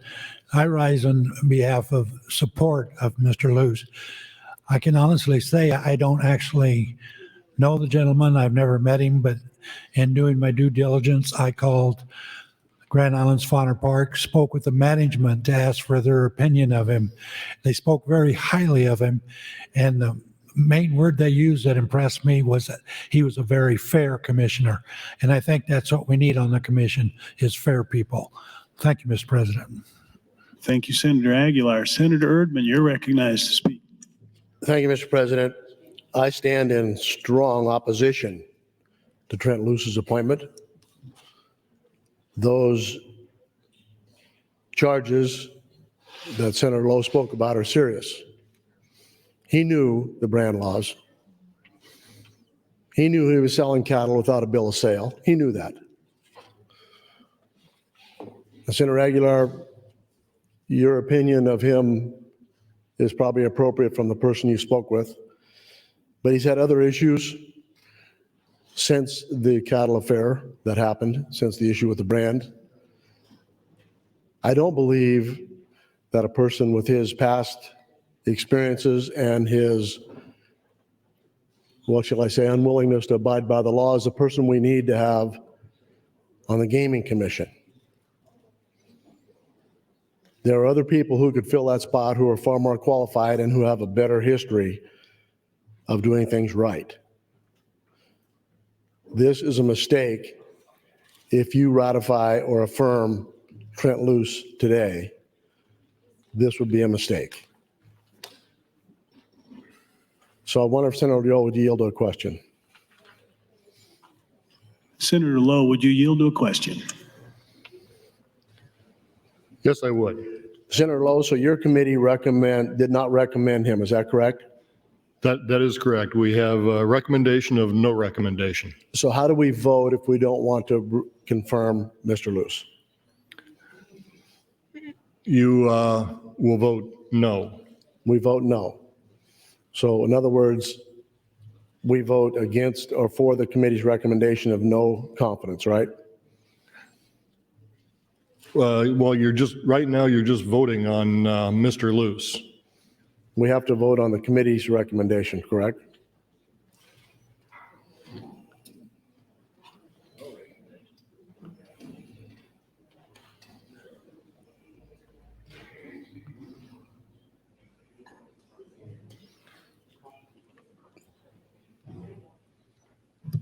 Senator, if I may. Yes. With no recommendation, 25 votes in the affirmative would be the legislature's approval of this appointment. 25 votes in the negative is disapproval of the confirmation, and no, and anything less than 25, if it's in the middle, then it's also disapproval. So 25 affirmative votes will be needed. So 25 green, 25 red is not confirmed, correct? Yes, Senator. Okay, I ask you to vote red on Trent Luce. Thank you. Senator Breezy, you're recognized to speak. Thank you, Mr. President, and good afternoon, colleagues. I rise in support of the appointment of Mr. Luce. I don't know what happened 20 years ago. I can't speak to that. But I've known him as a constituent and an advocate for property tax relief. And I do believe that he is a committed public servant. I think he undertakes this responsibility seriously, and I base that statement on a conversation that I had with him. I was out of state, and he called me about something, I think, in the arena of property tax relief, and we were talking about his upcoming role on the commission. And I remember being impressed with his comments about his role and his responsibilities to that role, and the sense of responsibility that he was going to take to that role. But anyway, I think he'd be an asset to the commission, an asset to the state, and I'm going to support his confirmation. Thank you, Mr. President. Thank you, Senator Breezy. Senator John Kavanaugh, you're recognized to speak. Thank you, Mr. President. Well, I opposed the nomination out of committee. I was one of the no votes that ended up deadlocking the committee recommendation. And Senator Erdman, to clarify, my understanding of the rule is it would take 25 green votes to approve, and anything less than 25 green votes would be a disapproval. So a red vote or a present not voting would suffice. So if you don't want to adopt to Mr. Luce to the Racing and Gaming Commission, then you can vote red or present not voting, and that would be my suggestion. And I have a number of issues, and I'm familiar with the information that Senator Erdman was talking about, and that was presented at the hearing. And in addition to other things, Mr. Luce did give one of the more colorful statements to a committee I've seen that was laced with a number of conspiracy theories that was concerning. But honestly, the reason I'm opposed to Mr. Luce is partly what Senator Lowe talked about. He is appointed to a specific position for a nonpartisan position. He ran last year as a Republican and then was appointed in that same year by Governor Ricketts to fill a nonpartisan position. He changed his registration after his running mate failed to advance out of the primary, but there's a reason about this sort of separation between the parties on these important boards, and we do put those in there to make sure you're getting people who are not politically entangled to other people. He was a candidate on the Republican Party in the same year he was appointed as an independent to fill an independent spot on this board. That's concerning. But the other concern is he was appointed by Governor Ricketts in October of 2022. We are now in June of 2023. We've had a new governor for almost 6 months. New governor was elected to run this state and to fill these positions. I don't think that we should be confirming people that were appointed by a previous administration this far into the next administration.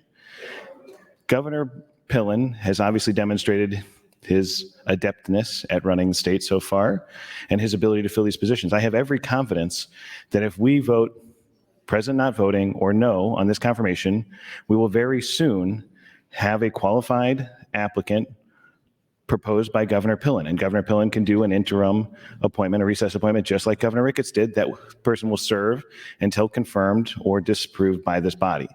So Governor Pillen could, next week, tomorrow, whenever, appoint somebody to fill this position who will then serve in that intervening period of time. That person would be appointed by the current governor of the state of Nebraska to serve this important position. That person, more than likely, will not have been a candidate on the Republican ticket last year, unless, of course, the governor reappoints Mr. Luce. But this is a nonpartisan position. We should not be filling it with candidates, Republican candidates for office. So I think there are other concerns, as Senator Erdman pointed out, that he has an ongoing lawsuit with the state fair.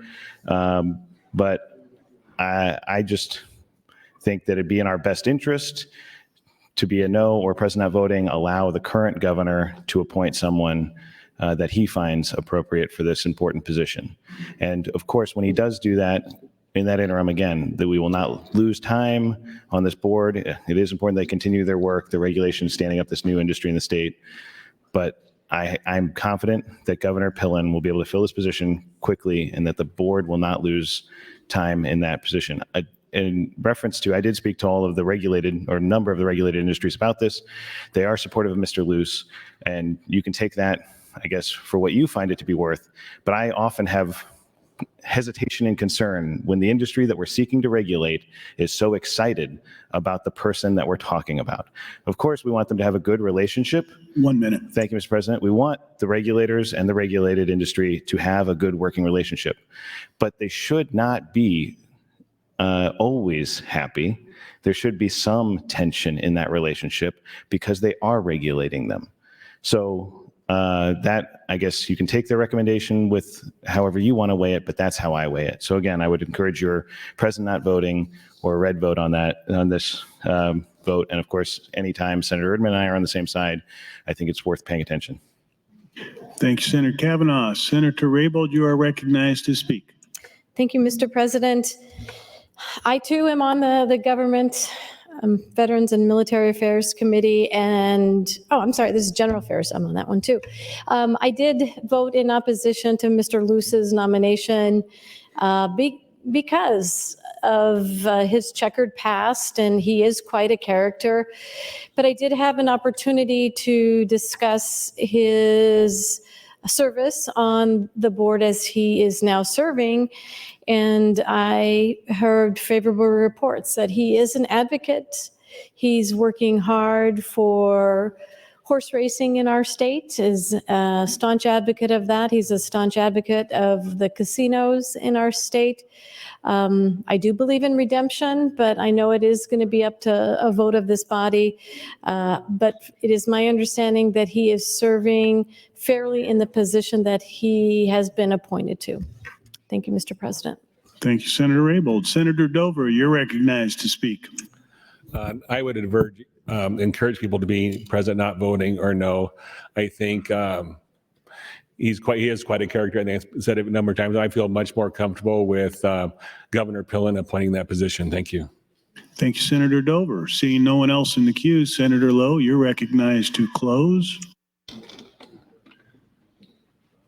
Thank you, Lieutenant Governor. I'd also like to say that my legal counsel, Lori, did some background checking, and she contacted the South Dakota Attorney General and also the county where this claim was filed, and neither one have a problem with Mr. Luce. Everything has been settled, and so they're giving a green light to him. The industry is supporting him because of his knowledge of animals and knowledge of the horses. That's why they're supporting him. He's a very well-spoken man, and I would call for your green vote on Trent Luce. Thank you. Thank you, Senator Lowe. Members, the question is the adoption of the General Affairs Committee report concerning the appointment of Trent Luce for the State Racing and Gaming Commission. It'll take 25 green votes for a confirmation of that appointment. All those in favor vote aye. All those opposed vote nay.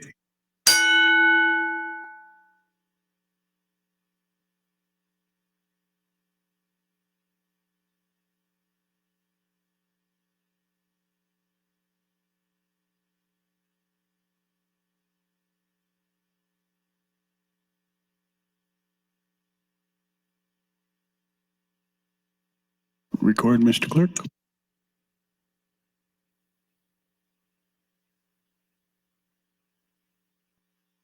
There's been a request for a call of the House. The question is, shall the House go under call? All those in favor vote aye. All those opposed vote nay.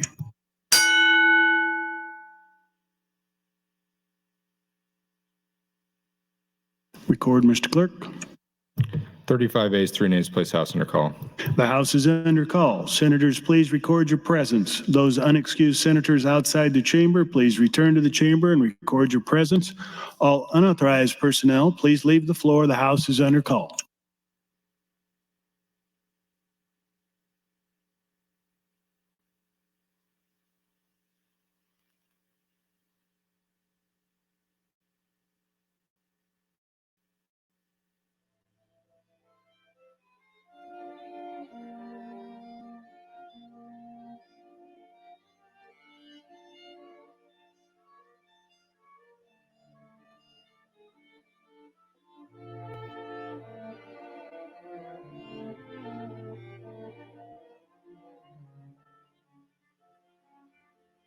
Senator Reapy, please return to the chamber. The House is under call. Senators Armendariz and Brewer, please check in.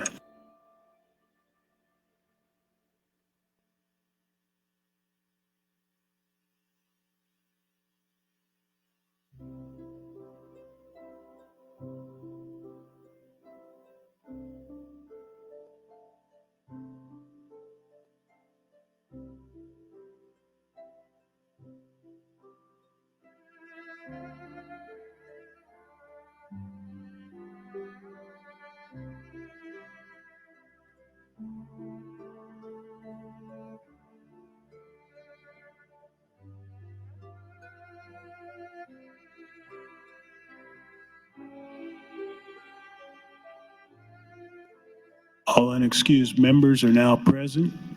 Senator Lowe, it's my understanding you will accept All-in votes. Is that correct?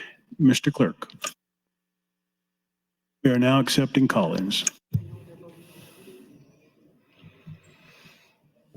Senator Repe, voting yes.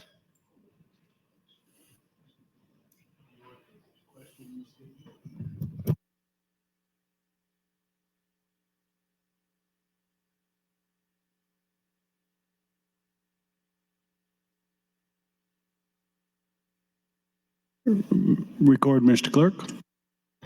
19 ayes, 14 ayes, Mr. President, on adoption of the report. The report is not adopted. Mr. Clerk. Mr. President. Raise the call. Next item, your Committee on Agriculture reports favorably on the gubernatorial appointment of 3 individuals to the Nebraska State Fair Board: Don Caldwell, Brett Lindstrom, and Beth Smith. Senator Holleran, you're recognized to speak. Excuse me, we're on the Fair Board, is that right, State Fair Board? Thank you, Mr. President. Good afternoon, colleagues. There should be no drama in this, I hope. The Agriculture Committee has a series of 3 appointments to the State Fair Board. 2 of these are reappointments, and 1 is the first-time member of the State Fair Board. In all cases, the nominees appeared in person before the committee on January 31st and were more than responsive to the committee's questions. The committee vote was unanimous in all cases to recommend approval. The Fair Board is an 11-member board. 7 members are chosen, 1 each from 7 state fair districts, according to the bylaws of the Fair Board. 4 of the members are appointed by the governor, subject to confirmation by the legislature, 3 of whom are chosen to represent the business communities of their respective congressional district, and 1 to represent the business community of the host city, Grand Island. The first appointment is Beth Smith of Lincoln, who is a reappointment to continue as representative of the business community of the 1st Congressional District. Mrs. Smith lists her occupation as community volunteer. She serves or has served in board positions and other capacities with a number of community foundations and service organizations. These include Bryan Hospital Foundation, Teammates Mentoring Program, Friendship Home, Sheldon Museum of Art Committee, and Junior League of Lincoln. Excuse me. She helps operate the family business, Speedway Motors, and is involved in the operation of the Museum of American Speed, which was founded and supported by Speedway Motors. Beth served on the staff of former President George Bush and Congressman Tom Coleman in Washington, D.C., before returning to Nebraska. She earned a degree in business administration from Southern Methodist University. Beth was the first appointed to the Fair Board in 2017 and has completed 2 full 3-year terms. She is eligible for the final term. She is a past president of the board, but currently does not serve as an officer. I move adoption of the Ag Committee report for Beth Smith.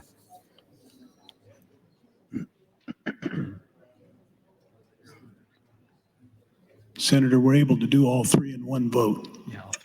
I can if you wish. Our second Fair Board appointment, Don Caldwell, is also a reappointment to continue as representative of the business community of the 3rd Congressional District on the Fair Board. Don is currently serving as the Executive Director of Renewable Fuels Nebraska since November 1st, 2021. Her previous employment includes as Head of Government Affairs for the Aurora Farmers Cooperative in Aurora, Nebraska, as an Administrative Assistant with Deschler Grain and Feed, and as a UNL Extension Agent for Nuckolls, Thayer, and Fillmore counties. She is a graduate of Guide Rock High School and earned a bachelor's degree in animal science from the University of Nebraska. Don was first appointed to the State Fair Board in 2019 and has served 1 full term. She is currently serving as chair of the Fair Board. She is eligible for this and 1 additional 3-year term. Our final candidate for appointment, though a new appointment to the Fair Board, is one I am certain familiar to all of you. Former Senator Brett Lindstrom is nominated to serve as a representative of the business community of the 2nd Congressional District. Mr. Lindstrom served as a member of the legislature representing District 18 for 2 terms beginning in 2015. He lists current employment as Senior Vice President of Bridges Trust, a financial planning and asset management company, and has served with his father in the Lindstrom Group, a financial advisory business. Mr. Lindstrom graduated from Millard West High School in 1999. He attended the University of Nebraska-Lincoln, graduating in 2004 with a Bachelor of Science degree in history. Mr. Lindstrom is appointed to fill a currently vacant seat, last held by Chris Kircher, who completed his 3rd full term December 18, 2021, and was ineligible for reappointment. Mr. Lindstrom would be eligible for this and 2 additional 3-year terms. I move the approval of the Ag Committee report. Thank you, Senator Holleran. Seeing no one else in the queue, you're recognized to close and waive closing. Members, the question is the adoption of the Agricultural Committee report on the Nebraska State Fair Board appointments. All those in favor, vote aye. All those opposed, vote nay.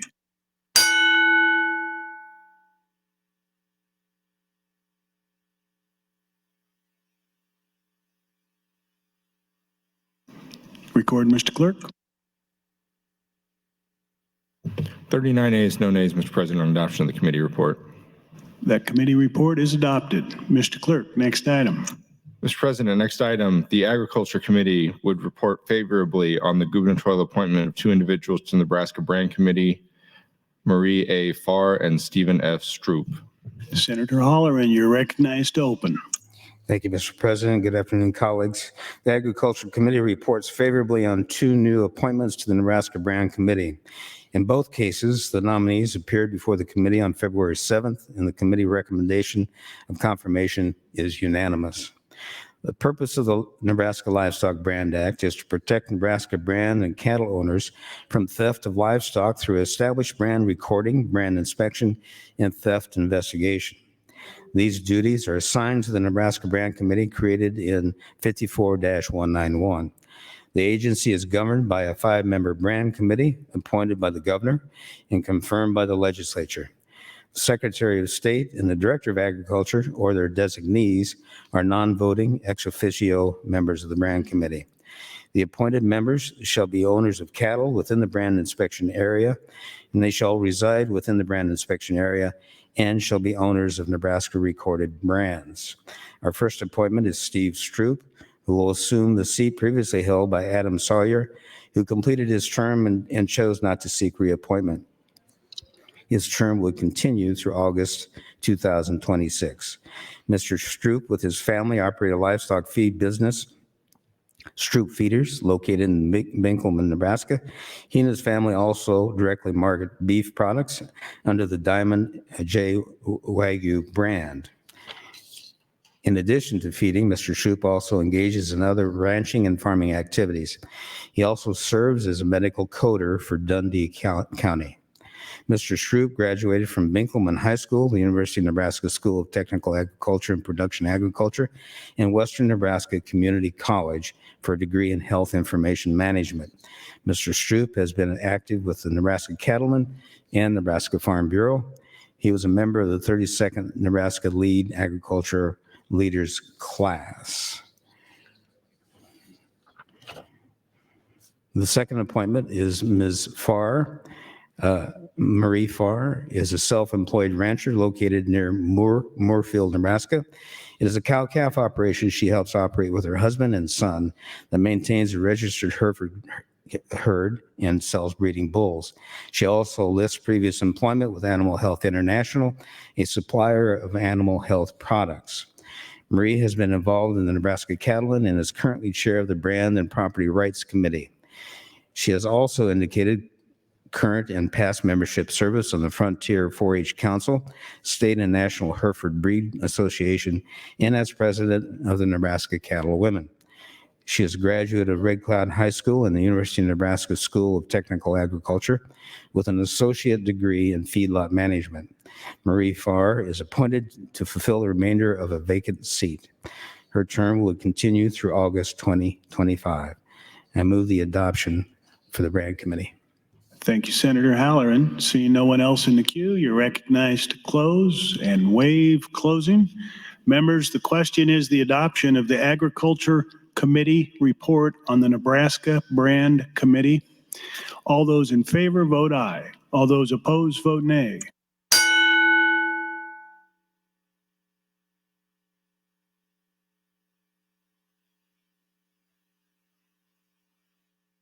Record, Mr. Clerk.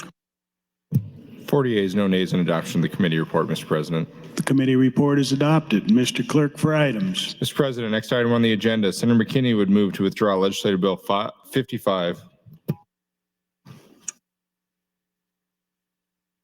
Senator McKinney, you're recognized to open on the motion. Thank you, Mr. President. I would ask for your vote on this. I introduced this bill a couple years ago. It got to general. I introduced it this year, but after I introduced it, I found out that the Department of Health and Human Services did what I was asking for in the bill previously, and I just wasn't aware of it, and that's why I'm withdrawing it. So I ask for your vote to withdraw. Thank you. Thank you, Senator McKinney. See no one else in the queue, you're recognized to close and waive. Members, the question is the motion to withdraw LB 55. All those in favor vote aye. All those opposed vote nay.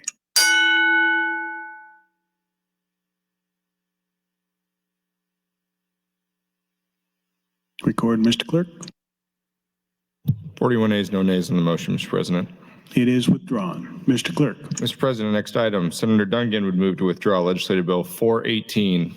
Senator Dungan, you're recognized to open. Thank you, Mr. President. Colleagues, I'm moving to withdraw this. Essentially, I stand by what this bill originally did. I think there's some good things in this bill, but it didn't really accomplish the goal that we were seeking to accomplish with it. So we decided to withdraw it and try again later. So I would appreciate your green vote on my motion to withdraw LB 418. Thank you, Senator Dungan. See no one else in the queue, you're recognized to close and waive closing. Members, the question is the motion to withdraw LB 418. All those in favor vote aye. All those opposed vote nay.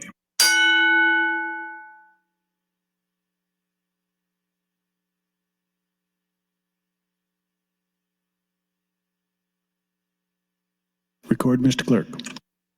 41 ayes, no nays on the adoption of the motion, Mr. President. LB 418 is withdrawn. Mr. Clerk for items. Mr. President, next item, Senator Vargas would move to withdraw Legislative Bill 464. Senator Vargas, you're recognized to open. Thank you very much. This is a bill that we introduced. It's a redundant bill. There was something similar that somebody else was working on, so I just decided to pull it and ask that you vote green to withdraw this bill. Thank you. Thank you, Senator. Seeing no one else in the queue, you're recognized and waive closing. Members, the question is the motion to withdraw LB 464. All those in favor vote aye. All those opposed vote nay.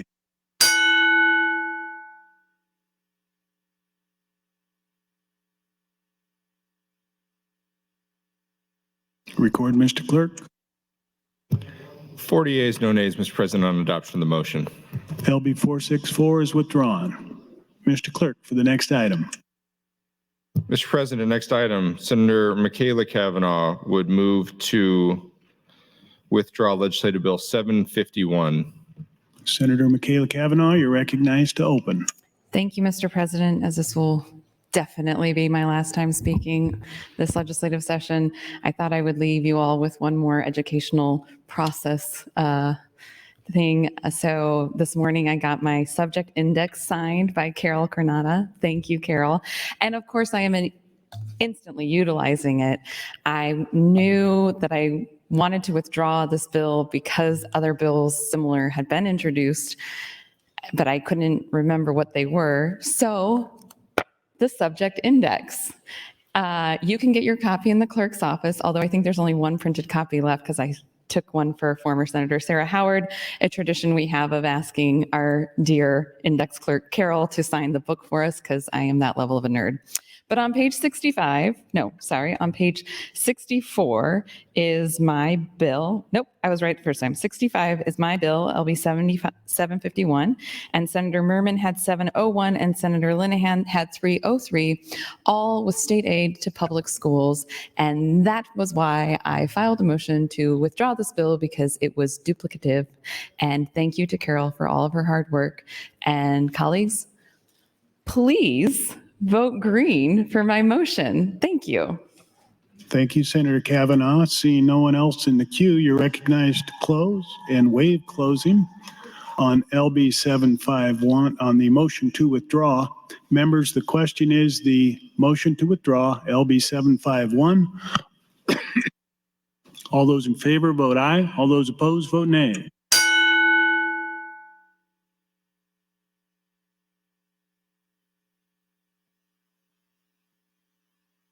Record, Mr. Clerk. 38 ayes, 2 nays, Mr. President, on the motion to withdraw. LB 751 is withdrawn.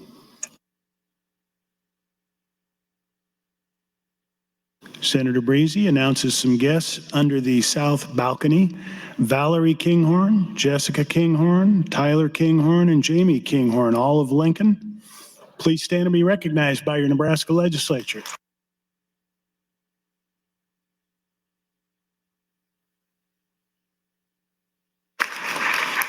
And to that end, Senator Breezy, you're recognized for a point of personal privilege. Thank you, Mr. President.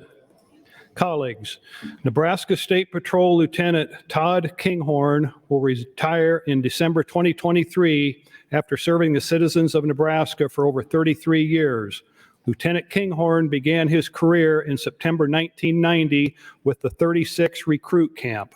After graduation, he was assigned to Troop H, which served southeast Nebraska. Lieutenant Kinghorn served in multiple roles early in his career, including uniform patrol and drug and criminal investigations. He was also a member of the Troop H SWAT team from 1996 to 2005. In 2001, Lieutenant Kinghorn was promoted to sergeant in the Sex Offender Registry Division. In 2005, he was promoted to lieutenant in the Internal Affairs Division. Lieutenant Kinghorn also served as a lieutenant in the Field Services Division for Troop H, Lincoln. He spent time as a lieutenant in executive protection under Governors Heinemann and Ricketts before coming to Capitol Security in 2016. Lieutenant Kinghorn is a Nebraska native from Wahoo. He is a graduate of Doane University and also graduated from the prestigious Northwestern University Center for Public Safety and School of Police Staff and Command in May 2008. Lieutenant Kinghorn married retired Lincoln Police Department Sergeant Val Kinghorn in 1995. Val currently serves as a Veteran Service Officer for the Nebraska Department of Veterans Affairs. They have 3 children: daughter Jessica, who is currently serving full-time as a staff sergeant in the Nebraska Army National Guard; son Tyler, who is Lance Corporal in the Marine Corps Reserve; and daughter Jamie, who is a junior at Creighton University. The Kinghorn family continues to serve our nation and our state daily.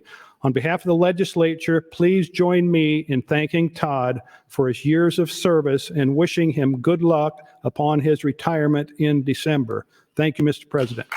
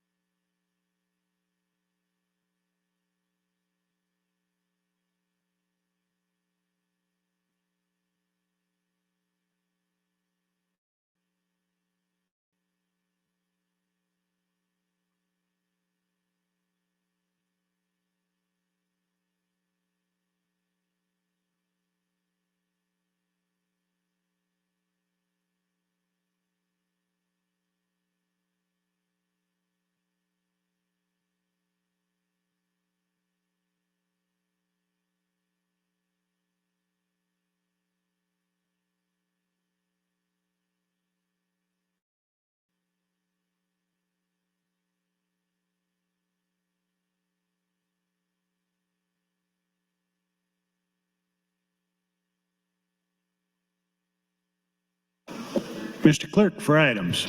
Mr. President, bills read this afternoon on final reading were presented to the governor at 2:43 p.m. Additionally, a communication from the governor.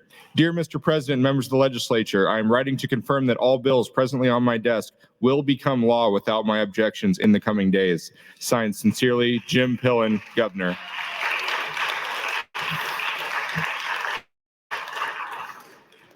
Priority motion. Senator John Kavanaugh would move to recess the body for 15 minutes. Members, you've heard the motion to recess for 15 minutes. All those in favor say aye. All those opposed say nay. We're in recess.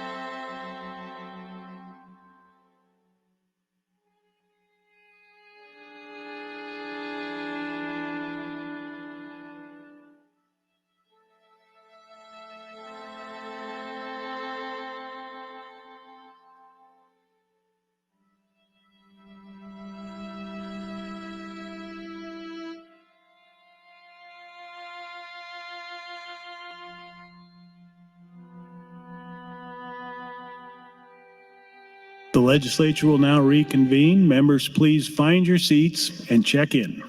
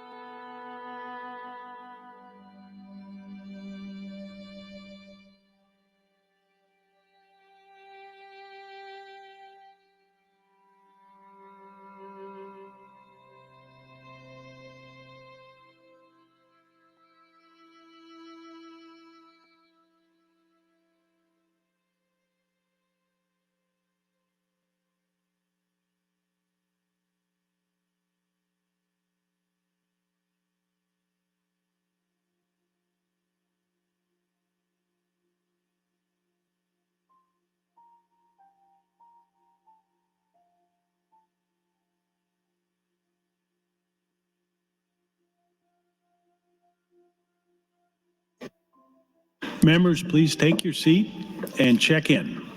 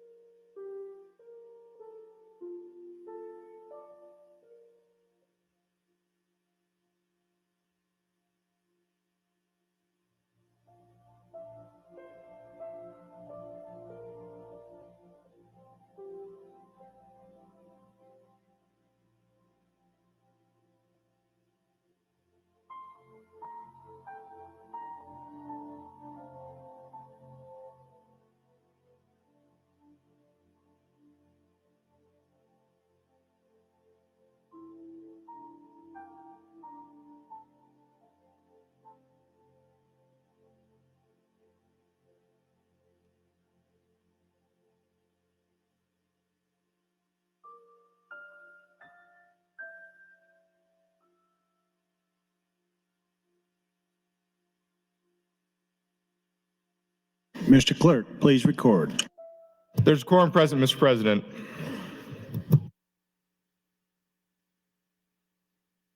Senator Brewer, you're recognized for a motion. I move that a committee of 5 be appointed to notify the governor that the 108th legislature, first session of the Nebraska Legislature, is about to complete its work, thank God, and to return with any messages the governor may have for the legislature. Senators Duncan, Sanders, You've all heard the motion. All those in favor, say aye. All those opposed, nay. Motion is adopted. Will the following senators retire to the rear of the chamber to escort the governor? Duncan, Sanders, Von Gillern, McKinney, and Wishart.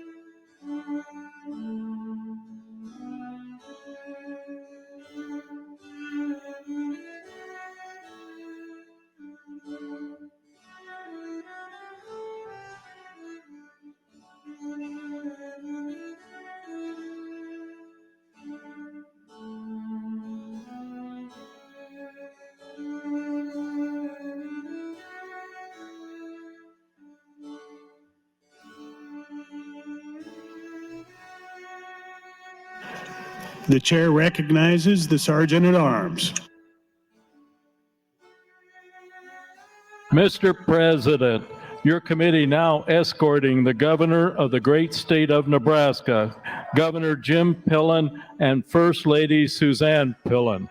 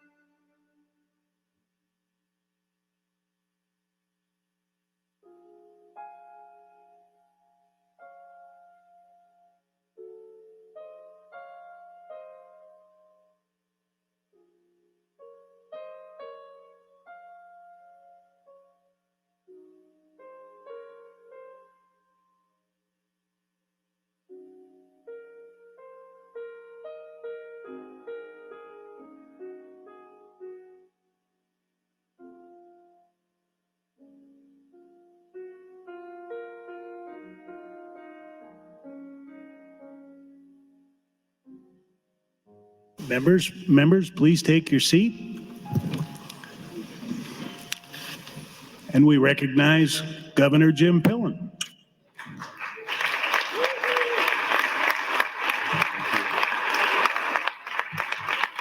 Thank you. Thank you. Thank you.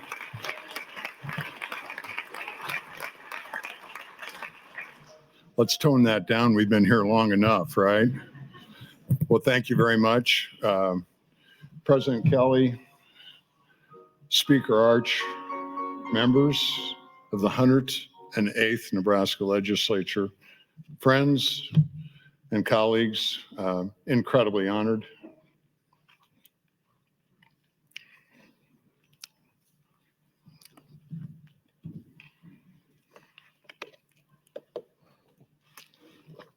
I'm incredibly honored to be here with you in this unbelievable chamber to mark the conclusion of one of the most impactful sessions in this body's history. Over the last 5 months, we've all been incredibly challenged. We've worked really hard. We've built strong partnerships and a winning team. And because of your grit and your courage, we have made an incredible difference for all the Nebraskans we serve. Congratulations.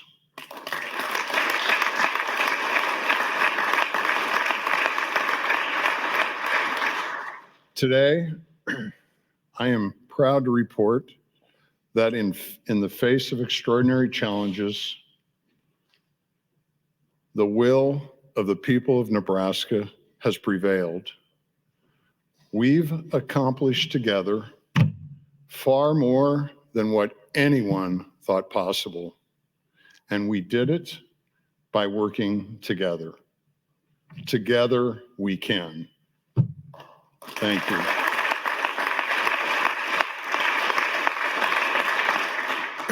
Serving as the 41st governor of Nebraska, an incredibly humbling honor. And let me tell you, it is a privilege that there's no words that can describe it. But I have to tell you this, these last 5 months have been an incredible personal experience for me, and in no small part because of many, many of you in this chamber. Thank you very, very much. You guys are incredible. Nebraskans very blessed to have you all here.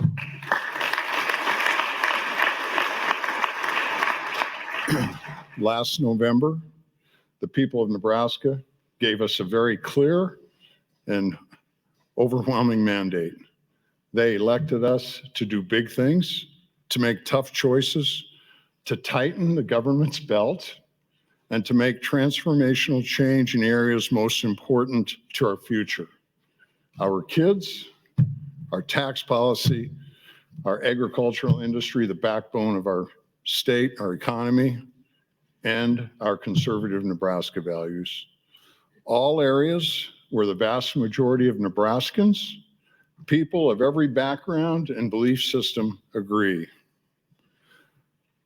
We know another term of what media sometimes will characterize as controversial.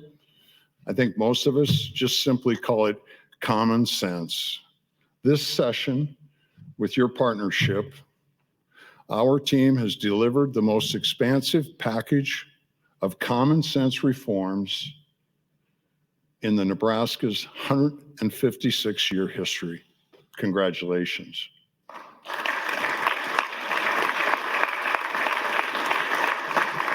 And we all started this shared with our convictions about our kids, that our kids are Nebraska's future, and that we can never, ever give up on our kids. They have to be protected, they have to be well educated and equipped with the best opportunities to succeed right here in Nebraska. For way too long, Nebraska has been one of the only 2 states out of 50 that have denied educational opportunities to children based on their means. This week, you said no. In partnership with Senator Lou Ann Linehan, a true school choice champion, we signed into law LB 753. The Opportunity Scholarships Act, this is landmark legislation for Nebraska, will ensure the doors to educational opportunity are open for all Nebraska's kids. In partnership with Senator Clemens, our FISC champion, we worked with all of you to pass fiscally conservative budget that prioritizes both tax relief and historic investments in education. We all together said no to unnecessary spending. With Nebraska's Education Future Fund, we are making more than a $1 billion investment and $250 million every year thereafter to ensure Nebraska never, ever gives up on a kid again, wherever they live. I think that's a kudos.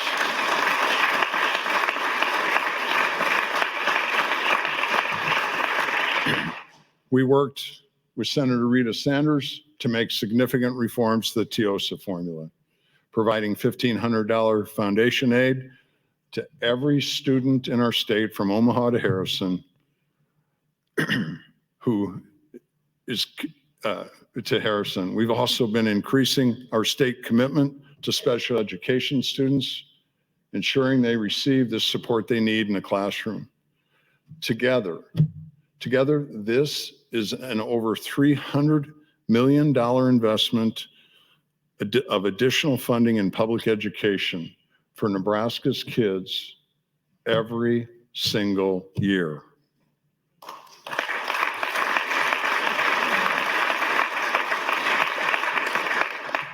And we did it while capping the growth of state spending at just 2%, just 2%.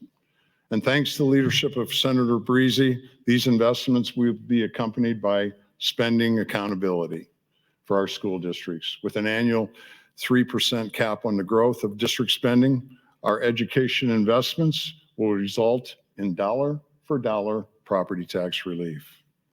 Our budget also strengthened our state's commitment to post-secondary education and training.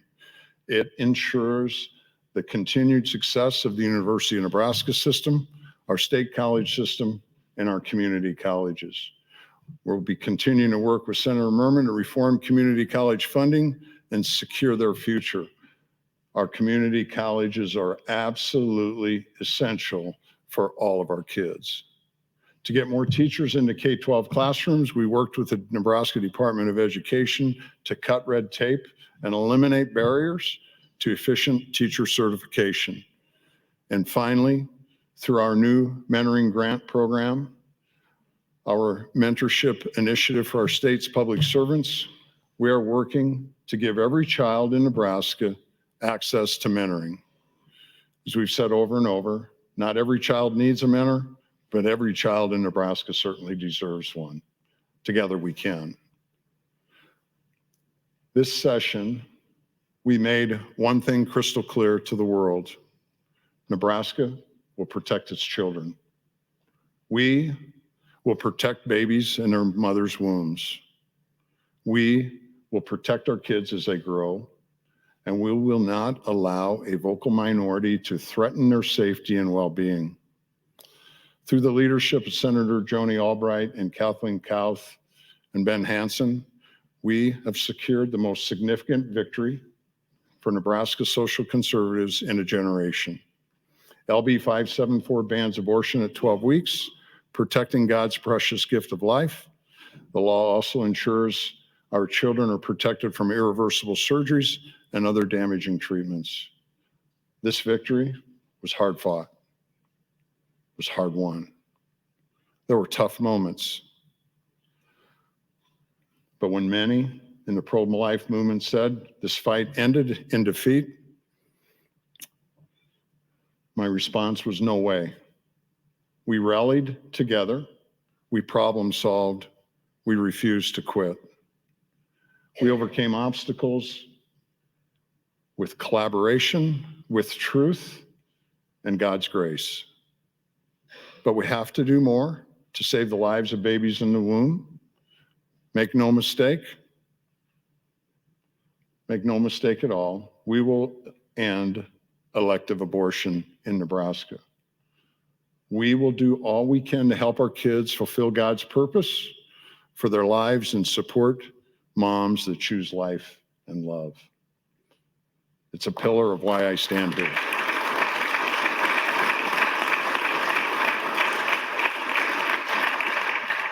When our kids grow up and graduate, we want them to enter the strongest, most competitive economy in America right here in Nebraska. For way too long, our tax code has prevented Nebraska from realizing this vision. But this year, together, we have made historic strides to take Nebraska from being a high-tax state to being a competitive, low-tax state. We're not in the top 10, but we're pretty close.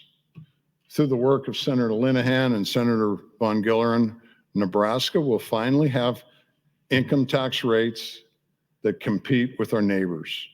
By tax year 2027, Nebraska will have a top individual and business income tax rate at just 3.99%. I'll say it now, and I'll say it again on Black Friday, the day after Thanksgiving. We won't lose to Iowa.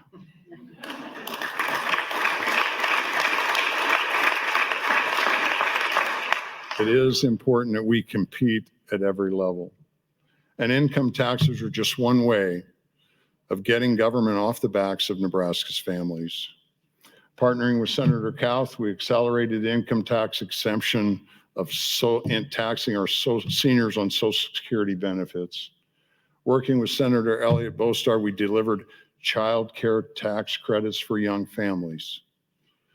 We've expanded the property tax credit relief fund, and our budget, with its education investments, will do even more to reduce property tax burden. But we still have lots of work to do on the property taxes. Property taxes are so out of whack, you don't even need to own property in Nebraska. We have to fix it, and together we can. But we can all be incredibly proud that this session, we've together secured over $6 billion of state tax relief over the next 6 years. $6 billion. That's $1 billion a year back into the pockets of Nebraskans. It will make a tremendous difference for our Nebraska families, our seniors, farmers and ranchers, and all the job creators throughout our state. Nebraskans' response to everyone in this room will be, thanks a billion. Thanks a billion. I hope you enjoy those.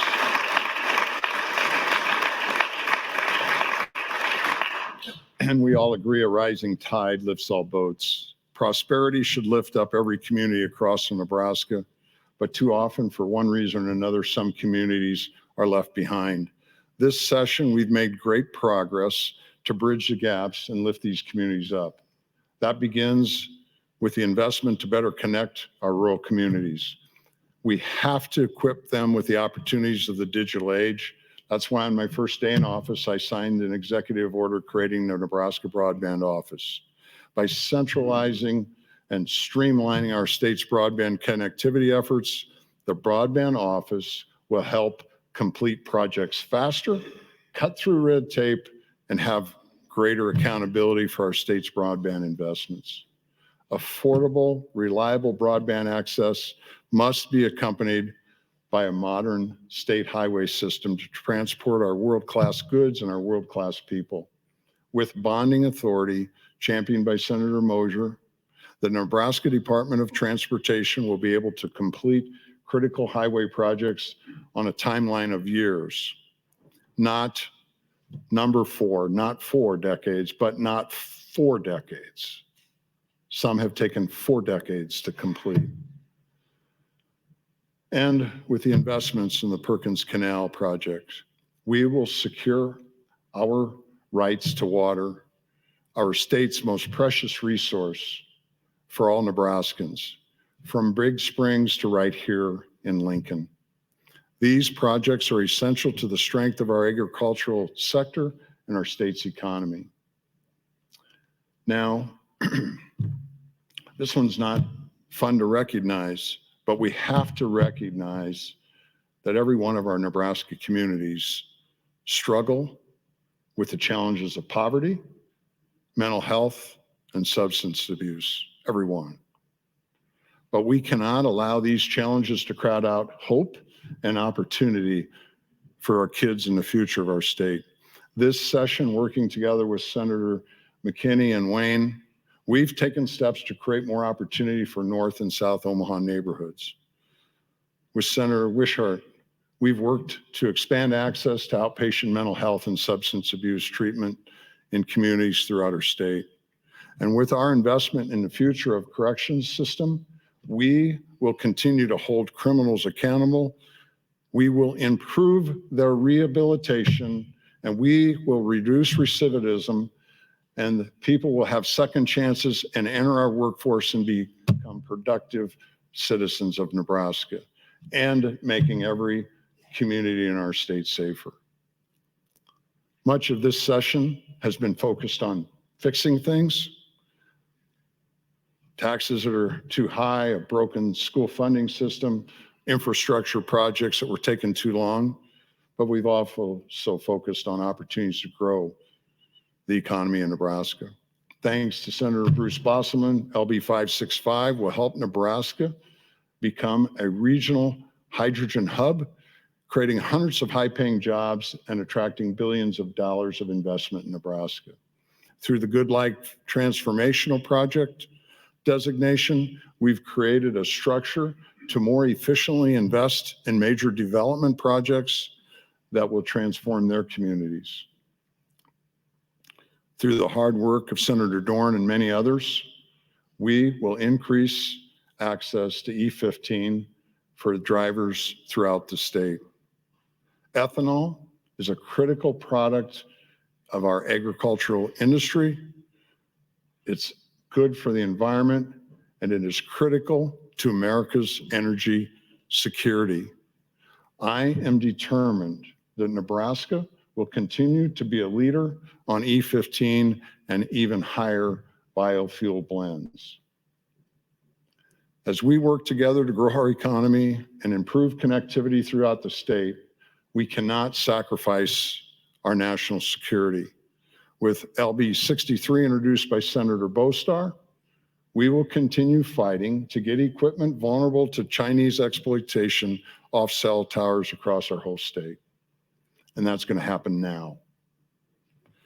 The last piece of our agenda, then most important to me, is our conservative Nebraska values. Our state has been made great only through a shared set of values that has always guided us: faith, family, freedom, grit, hard work, and personal responsibility. These principles are our compass. They're our North Star. We have to fight for love and life. We have to secure our God-given freedoms, and we have to get government out of our hair. Thank you.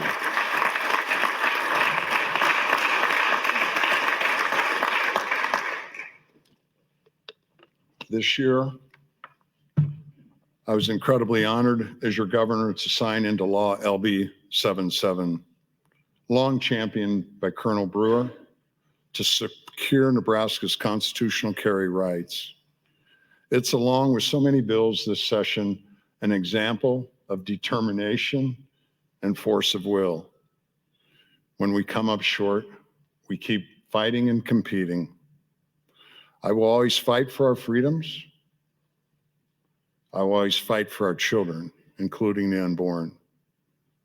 And I will always work to defend our Nebraska way of life. I've mentioned some of the tremendous contributions of our state senators this session, and there's countless more. Just don't have the time. I think everybody's ready to get out of here to recognize all today. But what I can say is it's countless examples of your vision, your courage, your grace, and your grit. I've met with 47 of 49 of you since taking office in January.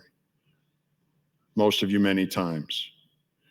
And I can tell you this, the more that I get to know each of you, it's an extraordinary, extraordinary privilege to be a public servant with you, each and every one of you.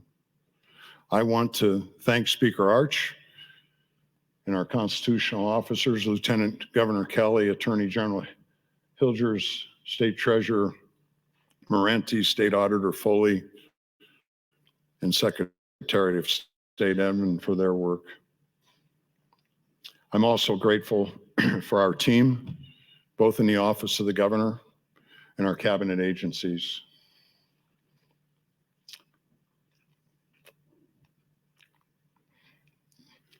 With the leadership of my partner, Joe Kelly, Chief of Staff, Dave Lopez, Director of Policy Research, Kenny Zoller, and our State Budget Director, Lee Will, our team has worked tirelessly to help make this session a success, to partner with all of you, and I can't thank you enough. I also want to take a minute to thank our state's public servants. We have incredible public servants across state government that will be working hard to come together in a systems approach and be able to save our state lots of money and improve our services. Also want to especially thank those who put their safety on the line every day to serve us, to our state troopers, to our National Guardsmen, our correctional officers, and protective services staff. Thank you for all you do to keep us safe and free. Thank you.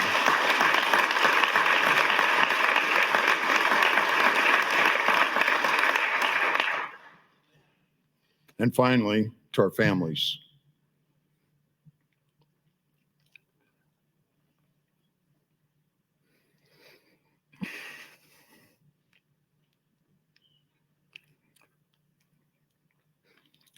I know the sacrifice my family's made. I know the sacrifice your families have made. On behalf of all Nebraskans, I say thank you, because this work is hard. Without your family's love and support to give you everything you have, we could not do this work. So hopefully you can feel that. Finally, the people of Nebraska, I just say thank you for the privilege of serving. I've talked to so many in the last 2.5 years, and in the 5 months, I've heard your thoughts and your ideas and answered your questions, and felt the unbelievable power of Nebraska's prayers. All the Nebraskans have certainly affirmed one thing we all know to be true, right? There is no place like Nebraska. And there's no people as incredible as Nebraskans. I think we all agree.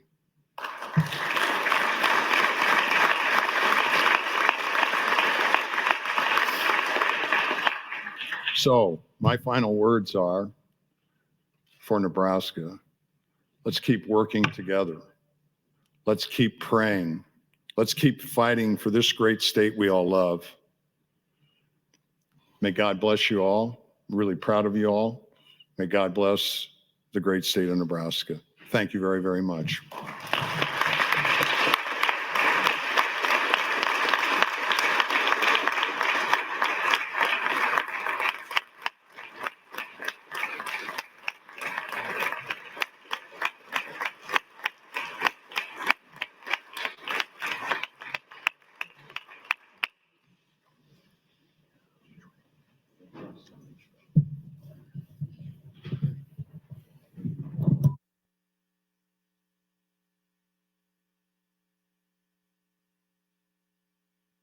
Will the committee please escort the governor out of the chamber?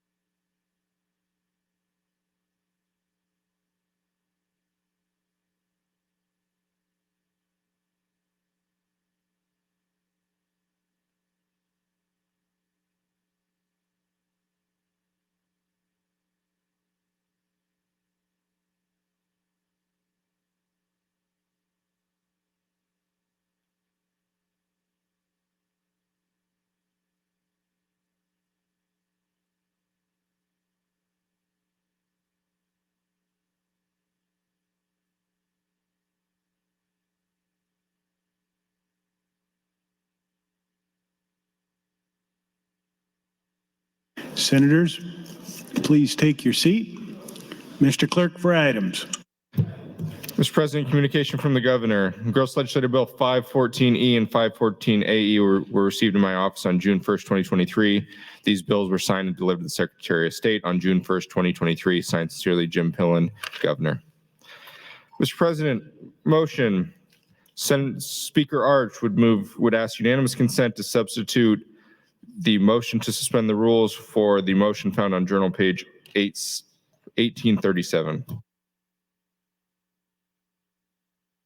No objection. So ordered. Speaker Arch, you're recognized for a motion. Thank you, Mr. President. This motion is one of our traditional sine die motions. It reads to suspend Rule 6, Section 3 and 5, and Rule 7, Section 3 and 7, and to indefinitely postpone the following bills whose provisions have been included in other enacted legislation or whose companion bill has been indefinitely postponed. And then it lists several bills by number. This motion will suspend the rules and indefinitely postpone all of the bills on general file or select file whose provisions have been amended into other bills. When I schedule bills next session, I would pass over these bills and not schedule them for debate since provisions of them were passed in another bill this year. By adopting this motion, it will allow us to clean up the worksheet, which greatly helps both my office and the clerk's office next year. My substituted motion makes one change that was not brought to my attention until this morning. It deletes LB 792 from the motion, and thus the bill will not be indefinitely postponed and available for scheduling next year. LB 792 is Senator Wayne's priority bill to provide for a pilot program for assessing and treating post-traumatic stress disorder. The program was included in the budget bill, but then vetoed by the governor. So I would appreciate a yes vote on this motion. Thank you, Mr. President. Thank you, Speaker Arch. Members, this takes 30 votes, and it's a machine vote. All those in favor vote aye. All those opposed vote nay.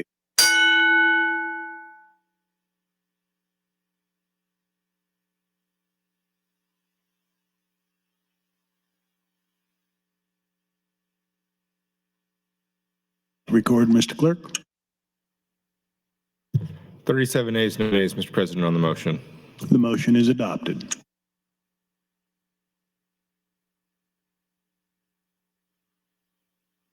Speaker Arch, you're recognized. Thank you, Mr. President.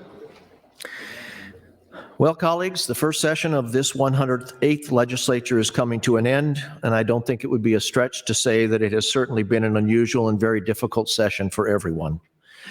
This session has tested the legislature on every level: relationships, processes, rules, and our individual commitment to the goal of passing good legislation to govern our state. I stand here today to tell you, and to those listening, we have done the work we were sent to do in spite of all the challenges before us. The messaging I heard from the beginning of this session and throughout it was that the legislature isn't accomplishing anything.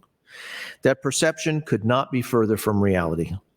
The hard work and long hours on the part of all of you, the members of the legislature and all of the legislative staff, has resulted in historic accomplishments.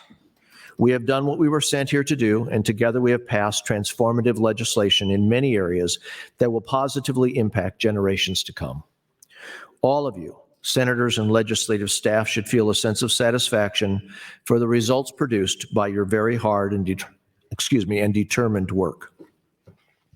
For example, we made major commitments to education with LB 583, introduced by Senator Sanders. With passage of Senator Linehan's LB 754 and Senator Breezy's LB 243, we delivered significant tax relief to Nebraskans. We passed Senator Wishart's LB 276, which will change the way we deliver behavioral health services across the state by adopting the certified community behavioral health model. We moved the Economic Recovery Act forward to effectuate real change in North and South Omaha with the passage of Senator McKinney's LB 531. We were able to address justice reform with Senator Wayne's bill, LB 50. We passed the implementation bill for the voter ID ballot initiative. And of course, under the leadership of Senator Clements, we adopted a fiscally responsible budget that provides for the ongoing funding of our state government. At the beginning of this session, I believe the largest question before us was how best to utilize the excess money in our general fund and in our cash reserve fund. This legislature answered with a $1 billion investment in education, significant tax relief, and transformative investment in communities throughout the state. Our decisions will have a lasting impact for many years to come. While we weren't able to have a consent calendar, we utilized a different strategy this year, and that was the committee packages. My guidance to the chairs of each standing committee was to identify those bills that had committee member consensus, that had high impact, were non-controversial, and had a low fiscal note. Each committee presented its package to the legislature with those bills they believed fit that criteria. If you take a look at these committee packages and who sponsored the bills in those packages, you will not see any partisan trend. But you will see senators from all over our state putting forth good ideas, good governance bills. These packages all passed with broad support. Thank you to all the committees, their members, and their staff. Thank you for working hard to bring forth legislative packages that were nonpartisan and were well-worked and broadly supported. Thank you for the personal sacrifices you made to be present and engaged for long hours. In all, listen to these numbers. In all, out of the over 800 different measures introduced at the beginning of this session, when you consider both individual bills and bills amended into the packages, we passed a total of 291 bills. This is essentially the same number of bills passed compared to the average long session. In 2019, 322 bills were passed, and in 2021, 281 bills were passed. This session's number includes 72 out of the 107 personal, committee, and speaker priority bills. That's nearly 2/3 of priority bills passed. And this session's bills were passed with significant consensus and bipartisan support. According to the last count, only 7 bills passed with fewer than 40 votes. In fact, a majority of the bills we passed had the support of no less than 44 supporters and several with many more. With all of the bills passed, including several large transformative bills, I believe that this was one of the most productive sessions and will have a longer lasting impact than any session in modern history. That is a tribute to you, your hard work, and your long hours. A majority of the session was embroiled in extreme rancor and division. But if you look at what we have accomplished, particularly during these last few days, the last couple weeks of this session, you can get a glimpse of what we can do when we work together. I hope we can build on that, on the robust debate we've had these last few days as we consider the direction we take next session in January 2024. With regards to that division, I want you to know that my commitment to the institution guided my decision-making throughout this session. I know there were some of you from across the political spectrum who did not always agree with my decisions. As Speaker, I worked diligently this session to provide guidance and to influence the culture of our nonpartisan institution. I personally made every attempt to not give in to the temptation to make major changes as a result of the challenges. I was asked, at times begged, on numerous occasions to change the rules in the middle of the session or to find a new interpretation of existing rules with the rationale, because we can. Except for one rule change which did aid us to address substantive issues, I consistently said no, much to the frustration of many.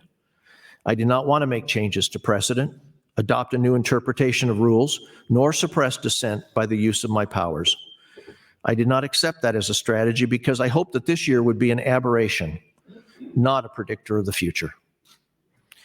There will be a time to consider how we want to govern ourselves in the future. But I believed then, and I continue to believe it, it should not occur in the middle of the session in the midst of turmoil. That is not the time for good decision-making. As Speaker, I attempted to hold to the course, and I think that was largely accomplished. But the Speaker alone does not comprise the Nebraska Legislature. Clearly, it will be up to all the members of the legislature to determine what kind of legislature we want going forward. A unicameral legislature that is focused on approaching governance with a solution-focused, problem-solving mindset will only happen if we all want that. We are 49 out of 2 million residents of Nebraska who have been elected to represent their interests. It's a privilege, but also a huge responsibility. My commitment to this institution, to the members of this body, will be to work with you over the interim to assess the lessons, both good and bad, of this session, learn from them, and move forward as we define not only what we do, but how we do it. And now I'd like to take a moment to thank all of those who work tirelessly behind the scenes. Our sharp divisions put tremendous stress on them in the system. These are people who have a true commitment to this institution and who work tirelessly to help us get our job done. As I say your name and division, could you please stand up? First, I want to thank and recognize our clerk, Brandon Metzler.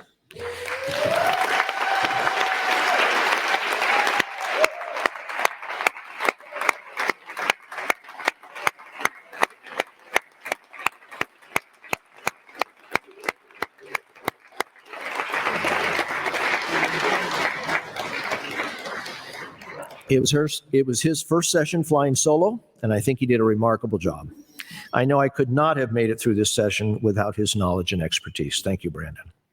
Next, Assistant Clerk Dick Brown and the clerk staff that are on the floor each day, Carol Coranda, Jenny Svela, Kennedy Zuroff, Diane Johnson, and the rest of the clerk's immediate office who are here every night for at least an extra hour after we adjourn and then turned around and we're here first thing in the morning.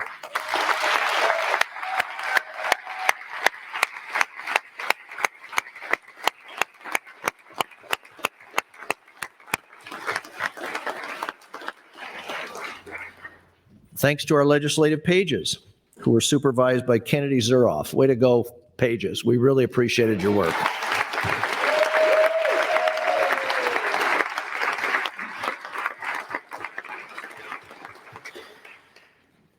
The rest of the clerk's office, which includes our bill room, our transcribers, the unicameral information office, our legislative technology office, and of course, our sergeant at arms led by Burdette Burkhart.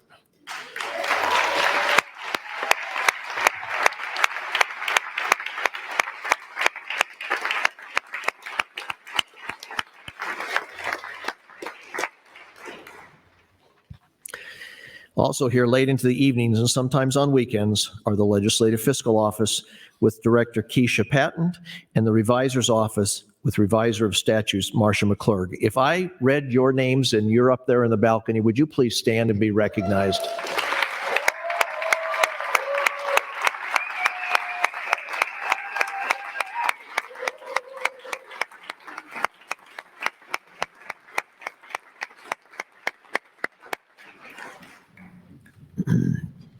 Here's some more numbers. In addition to over 800 bills and resolutions introduced at the beginning of the session, senators requested 2,000 amendments with 900 fiscal notes. In addition, over 1,158 motions were filed with the clerk. The sheer volume of these requests required countless hours late into the evening and over the weekend and holidays. Again, thank you so much.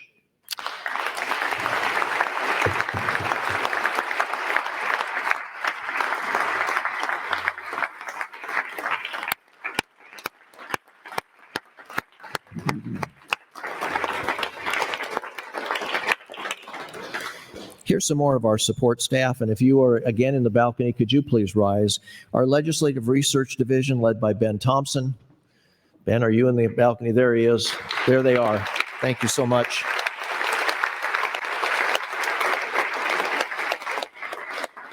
Legislature's Accounting and Budget Office led by Shelley Reed.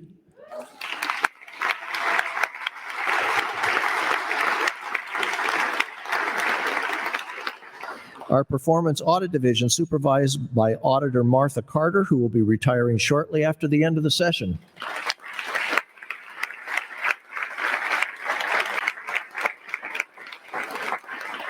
Our Ombudsman's Office, that's a hard word to say, Ombudsman's Office led by Ombudsman Julie Rogers. Julie, are you there? There you are. Thank you. Nope, Julie's not there, but thank you very much.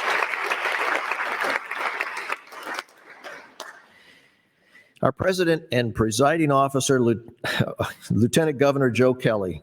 He was an enormous help to us by the number of hours he oversaw our proceedings. Thank you, Joe.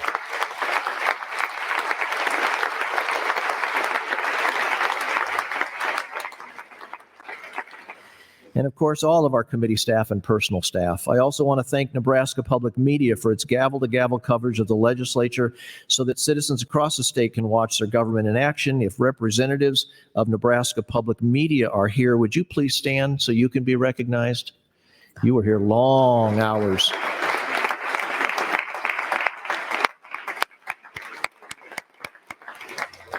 I think they're running the cameras. And I would also like to thank Captain Lance Rogers, Lieutenant Todd Kinghorn, the rest of the Nebraska State Patrol for keeping us in this magnificent building safe, and certainly our Capitol security team who kept order and security so we could complete our work. Thank you very much.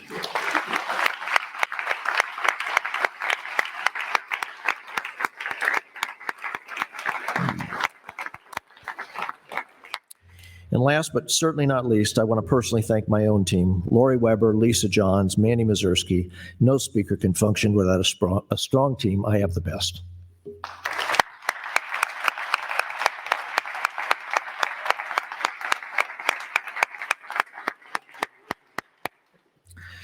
Well, thank you again to everyone for your hard work. Pause, take satisfaction in your accomplishments for the citizens of Nebraska. Enjoy your interim and your time.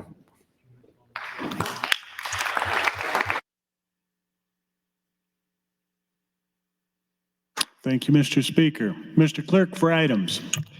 Mr. President, communication from the governor and Gross Legislative Bill 705E and 705EA were received in my office on May 30th, 2023. These bills were signed and delivered to the Secretary of State on June 1st, 2023. Signed sincerely, Jim Pillen, Governor. Additionally, Gross Legislative Bill 138E, 138AE, 298 and 298A were received in my office on May 31st, 2023. These bills were signed and delivered to the Secretary of State on June 1st.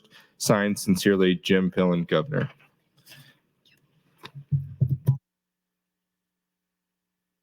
Senator Walls, you're recognized for a motion. Oh. Mr. President, I move that the legislature approve the preparation and printing of the permanent legislative journal, session laws, and indexes by the clerk of the legislature, and that he be directed to send each member of the legislature a copy of the permanent legislative journal and session laws. Members, you've all heard the motion. All those in favor say aye. All those opposed, nay. The motion is approved. Senator Breezy, you're recognized for a motion. Mr. President, I move that the journal for the 88th day as prepared by the clerk of the legislature be approved. Thank you. Members, you've all heard the motion. All those in favor say aye. All those opposed, nay. The motion is approved. Senator Conrad, you are recognized for a motion. Mr. President, I move that the 108th Legislature, first session of the Nebraska Legislature, having finished all business before it now, at 4:30 p.m., adjourn sine die. Speaker Arch. Speaker Arch, you are recognized. Thank you, Mr. President. I have one more announcement. I wanted to clarify something. On day 9, I did not support Senator Conrad's sine die motion, but I fully support her current motion. Please, please vote yes.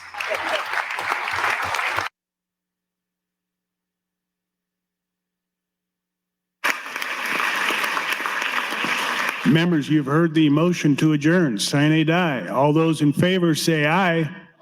All those opposed, nay. We are adjourned.